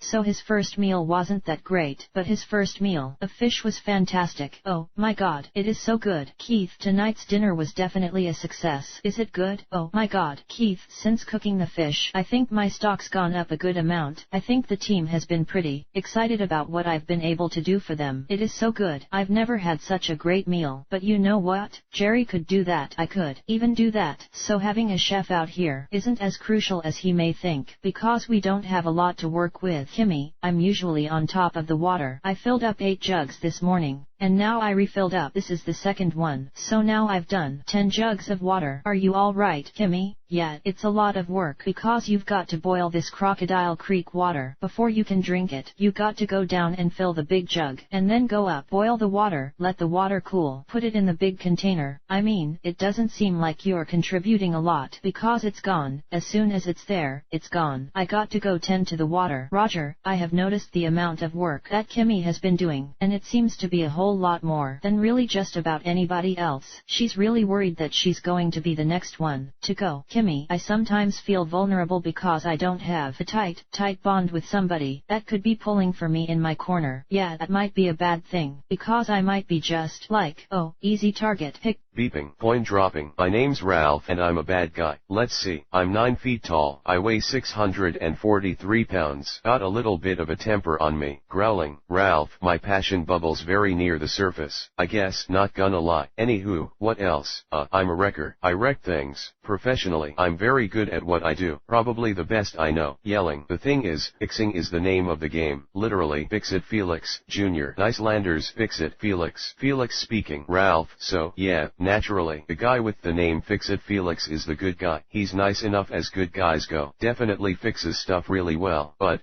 if you've got a magic hammer from your father, how hard can it be? If he was a regular contractor carpenter guy, I guarantee you would not be able to fix the damage that I do as quickly. And when Felix does a good job, he gets a medal. But are there medals for wrecking stuff really well? To that I say, ha, growls loudly. And, no, there aren't. Indistinct conversations. 30 years I've been doing this, and I've seen a lot of other games come and go. Kind of sad. I think about all those guys from Asteroids. Boom. Gone. Centipede. Who knows where that guy is? You know. Look, a steady arcade gig is nothing to sneeze at. I'm very lucky. It's just, I got to say, it becomes kind of hard to love your job when no one seems to like you for doing it. All clear. The arcade is closed. Shoryuken. Ooh, what a day. You want to head to Tappers, Ken, if you're buying, buddy. Felix. Quitting time. Ralph, I don't know. Maybe I wouldn't be feeling this way if things were different after work, but it is what it is. Good job, everyone. Ralph, Felix and the Icelanders go hang out in their homes, which he's just fixed, and everyone, you know, they go to their homes, I go to mine, which happens to be a dump. And when I say a dump, I don't mean like a shabby place. I mean an actual dump where the garbage goes, and a bunch of bricks and smashed building parts. That's what I call home. I guess I can't bellyache too much. I got my bricks, I got my stump. It looks uncomfortable. It's actually fine. I'm good. But if I'm really honest with myself, I see Felix up there getting patted on the back. People are giving him pie and thanking him, and so happy to see him all the time. Sometimes I think, man, it sure must be nice being the good guy. All clapping. Clyde, nice share. Ralph, as fellow bad guys, we've all felt what you're feeling, and we've come to terms with it. really, Zangief, right here. I am Zangief. I am bad guy. All, hi, Zangief. Hi, Zangief. I relate to you, Ralph. When I hit bottom, I was crushing man's skull like sparrow egg between my thighs. All chuckling, and I think, why do you have to be so bad, Zangief? Why can't you be more like good guy? Then I have moment of clarity. If Zangief is good guy, will crush man's skull like sparrow's egg between thighs? Right, you're getting married. You see what I did there? It looks like the 88 are playing at a high school prom in New Jersey tomorrow. A prom? Can we go to that? Yeah, we'll just call the high school. They'll let us stand in the back and watch. Yeah, no, they won't. Why not? Cause it turns out we're not in high school. No sweat, we'll just sneak in. We're not sneaking into a high school prom. Yes, we are. It's the only way. You're getting on board with Barney's idea? Man, you really have snapped. It's 9 weeks till the wedding. At this point, I'd say yes to just about anything. Well, no, Arnie. And so, Aunt Lily hatched the plan to crash a prom. I'll go with you. Really? Yeah, I never got to go to my prom. We always had field hockey nationals in the spring. Lesbian. The cough is supposed to cover the lesbian. No, I'm trying to start a thing where the cough is separate. Do you think we look young enough to blend in at a high school? Please, I'm ageless. Skarbutsky just needs a good night's sleep, and you've got statutory written all over your body. Hey, why don't we all go? I don't know. More people might be harder to sneak in. We don't want to mess things up for Lily. Yeah, you're right. Besides, Marshall and I have been planning on having a guys' night out before the wedding. Why don't we just make it tomorrow night? Sounds awesome. We should go out and just get freaking weird. Yeah, pause. You know, you'd be a bad man, and I'd be an outlaw. What? Wow. Hey, Thelma, Louise, y'all don't drive off no cliffs now, you hear? Lame. But seriously, leave me a message, and we'll meet up later. Alright, what do you think? Horrible. You're gonna make such a great dad. You look so classy and nice. You're gonna stick out like a sore thumb. Have you seen how the kids are dressing these days? With the Ashley and the Lindsay and the Paris, they all dress like strippers. It's go ho or go home. Well, we have to get in. I have to see this band. Cause we have to make a decision by Monday. Cause I'm getting married in 71 days. And we still don't have. Sweetie, just focus on one thing at a time, okay? Right now, you just have to dress like a whore and that's it. Alright, that's the spirit. Now, ladies, slut up. I never thought this would be a bad thing, but my wardrobe just isn't slutty enough. I didn't know I still had this. What? The dress I wore to my actual prom. Dude, you are the hottest girl at this prom, and not like in a corporate, plastic way. Like, truly hot. Like a hot soul. You look great too, Scooter. So, big news. I heard from umpire school. I'm in. Oh, disco. I am so happy for you. You mean happy for us, right, Abe? Scooter, you're gonna be an umpire someday. No, baby. We're gonna be an umpire someday. Nice. Now, you ladies look good, but your outfits are missing just one thing. No, Arnie, this is as far as we're going to go. I'm not showing any more. 2 beautiful flowers for 2 beautiful flowers. Sweet. Thank you. Robin, are you tearing up? No. Robin, are you tearing up? No. I've never been to prom before. Okay. We got to go. See you. Bye. Have fun. Bye. See you. They grow up into skanks so fast, don't they, Ted? So, what? We ready for tonight? Yeah. Just one thing we got to do first. Shot of Jim Beam? Yeah. Yes. And then I promised Lily that we'd stuff 200 wedding invitations. What?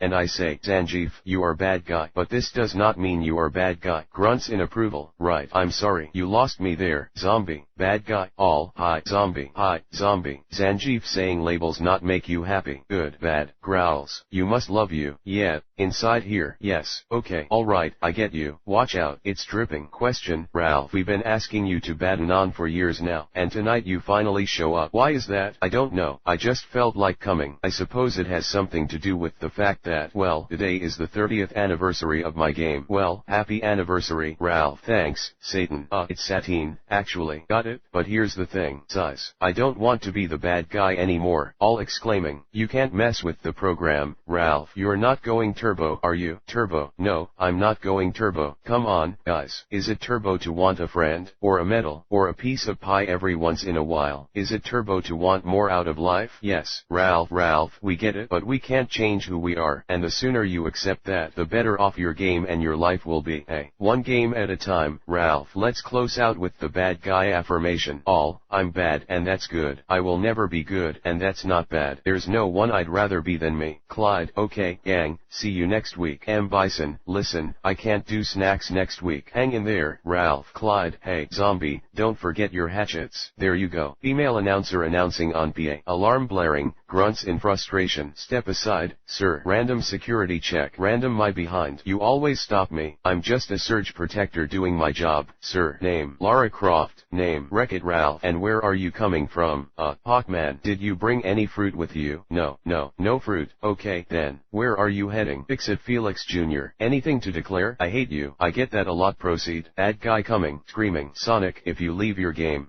Kimmy off. Alright, this means that I boiled everything in this jug. Michael, really? Every job and task that Kimmy takes on in this camp can be taken over by somebody else, for sure. Kentucky? Roger. Yes, ma'am. What? Do you have lotion? You all good? Yeah, I just put some on a little while ago. Thanks. Jeff V. Well, there's sort of a little battle between Kentucky Joe and Kimmy. Some of the people in the tribe feel that we will be stronger without Kentucky Joe. I'm going to try to catch some fish this morning. Make a new line. Elizabeth, I know in the beginning, there was talk of voting Roger off, and I tried really hard to rally people not to do it, just cause I feel strongly for him. Alicia, Kentucky Joe, although he's not a strong member of this tribe as far as challenges are concerned, he knows what he's doing outside. Back to the drawing board. Maybe we'll catch one this time. I always heard that the best place to catch them is where a stream runs into a river. I was out here looking for sinkers to make a new fishing pole with, and I found a little rock out here about that tall, shaped like a heart. He said, here you go. What's that look like? And I said, a heart. He said, you take that with you. Give it to your boyfriend when you get back. And he said, you just know I care. And it just touched me. Thanks a lot. You're welcome. Me and her, it just seemed like we hit it off right off the bat. You're so good. Well, thank you. You're a sweet little gal, too. I tell you what, your parents got a lot to be proud of with you. Alicia, Elizabeth said she won't vote off Kentucky Joe, and she protects him. Elizabeth, it matters so much to me that he's around, so I'm not writing his name down. I will not spell that man's name. Marilyn, when I'm on the street where you live, I have often walked down this street before. Hey, you girly girl. Hello. I just followed your voice. Was it that loud? Tina, Marilyn, she's kind of like our little songbird and our little cheerleader in our camp. So Marilyn and I have bonded more so than I have with any of the other people. It might be our ages. It might be that we just kind of took up for one another. Laughs. Now seriously, Mad Dog? Nothing hurts Mad Dog. Marilyn, Tina is a fabulous woman. She is a star. I trust Tina the most. I do not trust Jerry. Colby, you like crunchy peanut butter or creamy? Crunchy. Got to have crunchy. Yeah. Black coffee or cream and sugar? Cream and sugar. Amber, there could be something going on between Jerry and Colby. I mean, from the very first day, she told me how cute she thought he was, and at first she didn't think that he liked her, and I was like, Jerry, it's only the second day. Jerry, I'd really like it if Colby and I got together. He's exactly my type. Plus, he's a cowboy, and I'm such a sucker for cowboys. Cake or ice cream? Oh, cake. Oh, I dig ice cream. Chuckles. Oh, Jerry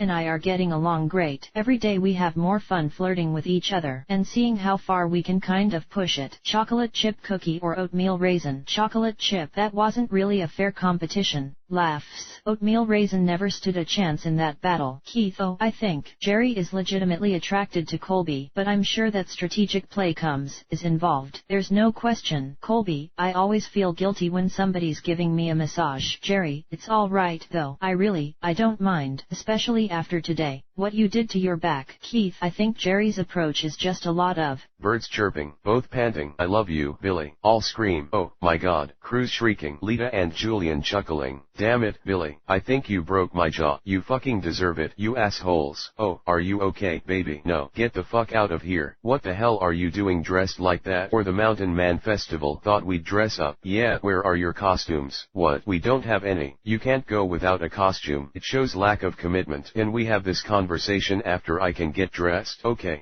Nice, Billy. Ahaha. Nice. Assholes. Colleen. This is Colleen Weber reporting from the small town of Fair Lake, which, once a year, turns into a big town on Halloween. Due to the 10th annual Mountain Man Music Festival, people from all over the country descend upon Fair Lake for a weekend of music, partying and fun at the fairgrounds just outside town. The festival has grown over the years to where it now rivals Coachella and Lollapalooza, but some say that its free spirit and rowdy crowds reminds them of Burning Man, which has local officials concerned on on this night. Now back to you at the studio. Great. Colleen, here's the deal. I'm going for a run to get my head out of this town crap. I'll meet you here for the live feed at 11, and everything better be ready to go. Go away, kid. Ahaha, hurry up. We gotta get on the road. I don't wanna be late. Alright, give me a minute to get up first. We heard you're the 1 minute man. Whistles. No, I assure you he has no problems in that department. Alright, I'm starving. I gotta make breakfast first. Ah, come on, Billy. Billy, you gotta start your day out right. Rock music playing over headphones. Ha, gasps. Nice costume, creep. Cackling. You know what? I'm sick of this. I'm sick of you kids partying, making a mess and trying to scare people. Well, you know what? You don't scare me, so fuck you. Go home. Screaming. Cackles. Colleen, help me, please. Somebody help me. Hey, over here. Oh, please help. They're chasing me. Follow me. This way. Sobbing. Down here. Whimpering. Okay, I think they've gone. Thank you. You saved me from those maniacs. Hey, you're bleeding pretty badly there. Let me fix that for you. Thank God for you. Chuckles. Yeah, thank God for me. Now, you keep pressure on that. You stay here. Okay, I'm gonna make sure they've gone. Okay, it's all clear. This way. Okay. But there's just one thing I forgot. What? This. Grunts. Colleen screams, then grunting. Hey, give me a hand, will you? Grunts. No, you fucking idiot. The body. Jesus fucking Christ. Playing down tempo musica. Wake and bake, brother. Thanks. Hat. You're such a slob. Can you try and be a little bit cleaner for me? What? You look like a pig. Snorts. Alright, check it out. I got all our party favors arranged by date and time, so this is cutting into my overhead. But in honor of this weekend and Julian's great idea for us to come out here, I've made an exception. First up, some chronic, which you're participating in, and then some X for when we go trick or treating, and some shrooms for when the bands start playing. Oh, you've been out of school for 2 semesters. What do your parents think? Oh, no, they don't know shit, and I wanna keep it that way.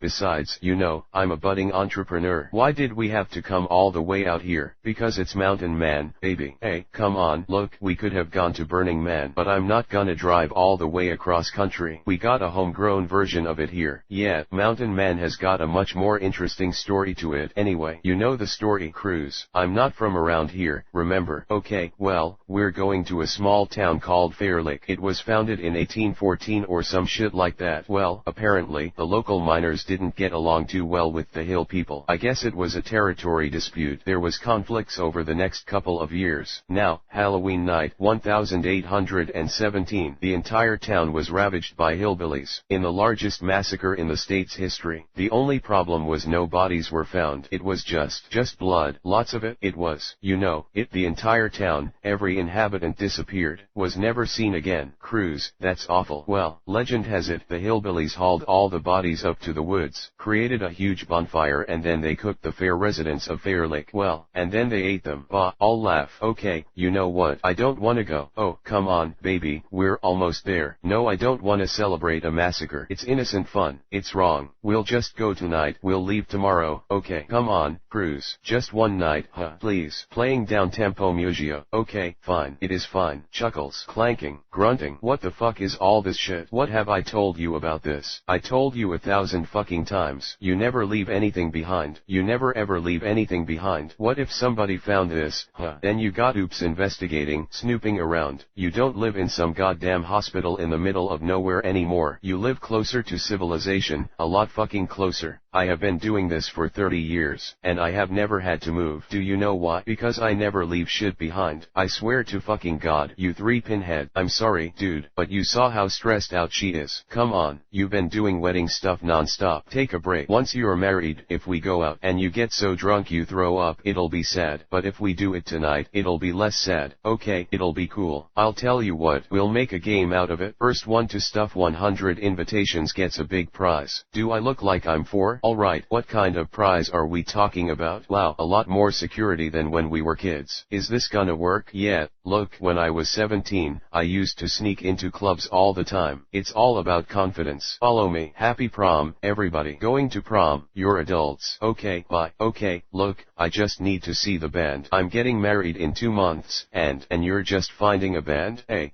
I'm sorry, ma'am. You either need to be a student or the date of a student. Wow, ma'am. Check and mate. It's cool. Time to activate Plan B. Skarbutsky, how comfortable are you with a crossbow? Skarbutsky, hey, guys, you want to take 2 hot girls to prom? We don't have that kind of money. Or free. Oh, hell yeah, great. I'm Robin, this is my friend Lily.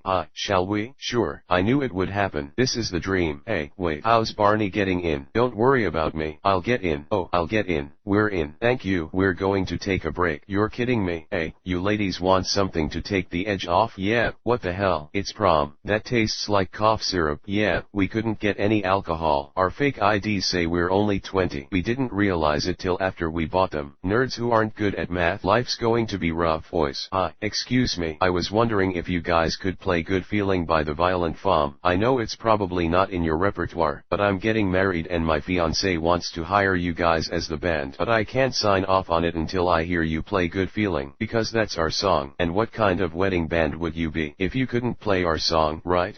Look, I'm kind of wasted right now, so I didn't understand any of that. But if you get us the sheet music, we'll play your song. Okay, so, you buzzing, baby? My phlegm feels looser. This is pathetic. It's guys' night. We should be out in a bar getting in fights. Hey, if I got in a fight, would you have my back? You know it. I'd have your back too. That's cool. What? You don't think you'd need my help? Hey, you don't know what I can do. I'm like a berserker. Okay, Ted, hello. Hey, it's Robin. Lily needs you to download the sheet music for Good Feeling, and bring it out here, now. Hang on. It's Robin. She wants me to go to prom. Can Ted come? Wait, don't ask. That's so lame. I don't even want to go. Anyway, I don't know. Things have been so weird between us. What did she say?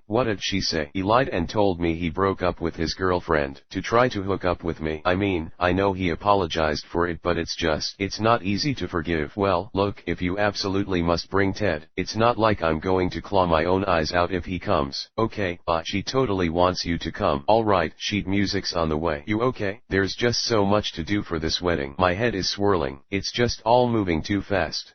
You'd all be under lock and key by now. She wants to really feel important. She's already got Colby on her side, but she gets on his side, rubbing his back and, nuzzling at night, that whole thing, sharing the blanket, all that kind of stuff. So it's natural for Colby just to gravitate, and a little smoke screen goes up, and so he doesn't necessarily see certain things. Or maybe he does and I'm just not aware of it. Colby, at this point I'm not sure if Jerry has ulterior motives. Jerry is very capable of deceiving me, or anyone else in the tribe, and maybe she's not. Maybe I'm wrong, but I still can't let my guard down. Jerry, you're pretty relaxed. If it came down to me having to vote for Colby, I would. Alicia, this is spear grass. See how tall that is? Yeah, that's definitely spear grass. That is spear grass. Jeff V, Alicia and I, we went for that foraging walk together intentionally. I've thought a lot about the voting, and I wanted to be able to get away with her, and just have her think about the future, and who would be the most valuable to have with us in a Final Four that we could beat. Jeff V, you and I are committed to each other, or that Final Four, right? Because the truth of the matter is, I feel like you're the only one I really trust at this point. Wow, look at the size of that one. That is a major spider. Alicia, Jeff and I are constantly scheming and planning about how this thing should go. Now, Elizabeth can't be in the Final Four. She can't because she'll make it to the end yet, and I don't think Nick can be either. We talked about, who we're going to vote for now, who we're going to vote for next time, who we trust, who we don't trust. Alicia, Nick flies under the radar. Nick flies very much under the radar, and Nick is a total player. I don't trust him as far as I can spit. I mean, I feel Nick would screw all of us. Nick is very lazy. Don't let me take the fire with me, as I drag this through here. He won't pick up anything. He won't lift anything. If you ask him to help you, he'll act like he doesn't hear you. Thanks, Nick. I'm sorry. I didn't hear what you said. Jeff V, that's okay. I'm zoning out. You know what? He's too secure in his position right now. Yep, absolutely. Jeff V, he's done our kitchen, which is lovely, and he's built a lovely little outdoor chair, and he's built a lovely little patio, but only because he doesn't want to do anything else. Nick, mentally, you need to feel like you're comfortable where you are, and that's why I built the kitchen. I mean, the kitchen serves, little purpose. But it looks good. It makes you feel comfortable. It's noticeable that you're doing work which makes people happy. Nice. I kind of built you a recliner, Roger. Hey, you get that done where I can sleep in it. Kimmy, I just don't see the necessity in making benches when we need firewood. I think that's not a priority. I think that's a luxury. Jeff V, unfortunately, we need him. So, what can we do? He's one of our stronger people, but when we get to a point point where somebody in our group has to go. He's going to be the first. Thunder rumbling. Mitchell, when it rains, it's a scary moment. If the fire goes out, everything around us is wet, and we only have a couple matches. Jerry, it was at the point where it was almost out, and there was hardly any light coming off of it, and no heat at all. Do you have some of that grass? It was really raining hard. We were not going to let the rain win over our fire. It just wasn't going to happen. Thunder. Tina, tired. That was a rough one. Cold. Rainy. Pretty miserable. Mitchell, my side of the tent was all wet. Xavier mutants. Since the discovery of their existence, they have been regarded with fear, suspicion, often hatred. Across the planet debate rages. Are mutants the next link in the evolutionary chain, or simply a new species of humanity, fighting for their share of the world? Either way, it is an historical fact. Sharing the world has never been humanity's defining attribute. Worrying. Woman, we are not enemies, but friends. We must not be enemies. Though passion may have strained, it must not break the bonds of our affection. Lincoln said that in his first inaugural address as our nation's 16th president. It's one of my favorites. So, if you'll please have your tickets ready, we can begin the tour. Jackie, could you clear my schedule this evening? I want to have dinner with my son. Yes, Mr. President. Whooshing. Excuse me, sir, are you lost? Perimeter breach at visitors checkpoint. Whooshing. Multiple subjects. Mr. President. Security breach. Jackie, leave. Let's get him out to the car. Whooshing. Exits not clear. We don't know how many there are. Post 5. Secure. Whooshing. Grunts. Bullets ricocheting. There's something in the corridor. To the shelter. Negative. Not clear. Growls. Gunshots. It's outside the Oval Office. Lock this place down. Don't shoot. There. Gunfire. Muffled thud. Man yells. Gunfire continues. Whooshing. Gunfire. Whooshing. Man grunts. Gunfire dies out. Clatter above. Whooshing. Thud. Screams. Grunts. My God. Hissing. Gunshot. Gasps. Bird shrieks. Wolf howling. Neanderthals. We once believed that they were wiped out by years of conflict with a much more advanced branch of humanity, called Cro-Magnon man, but recent research into our own DNA suggests that these two species may have interbred, evolving into modern humans. In other words, into what? Children us, right. Artie, not here. Recording of monstrous roar. Narrator on TV talking. Come on, pay attention. Narration continues. Hushed voices. Man makes me insane when she does this. Indistinct whispering. What are you looking at? You sick? Indistinct whispering. Man busted my lip. Man number 2, I have cancer. Man number 3, to the shelter. Man number 4, no. Oi hi. Woman, they're gonna kill. Cacophony of voices. What's wrong with this? It doesn't work. Whispering. Indistinct. Gene, you okay? Stops. Yeah, I'm fine. It's just a headache. It's not just a headache, is it? Listen, I wasn't really sure how to say this, but ever since Liberty Island, you've been different. My telepathy's been off lately. I can't seem to focus. I can hear everything. It's not just your telepathy. A month ago, you had to concentrate just to levitate a book or a chair across the room. Now, when you have a nightmare, the entire bedroom shakes. My dreams are getting worse. Scott, I keep feeling something terrible is about to happen. I would never let anything happen to you. Hey, have you guys seen Bobby and Rogue? Something's happening in the food court. My brother asked you a simple question. Why are you being such a dick? Yeah, why are you being such a dick? Metallic clinking. Boy, because I can. Snickers. Boy number 2, can I have a light?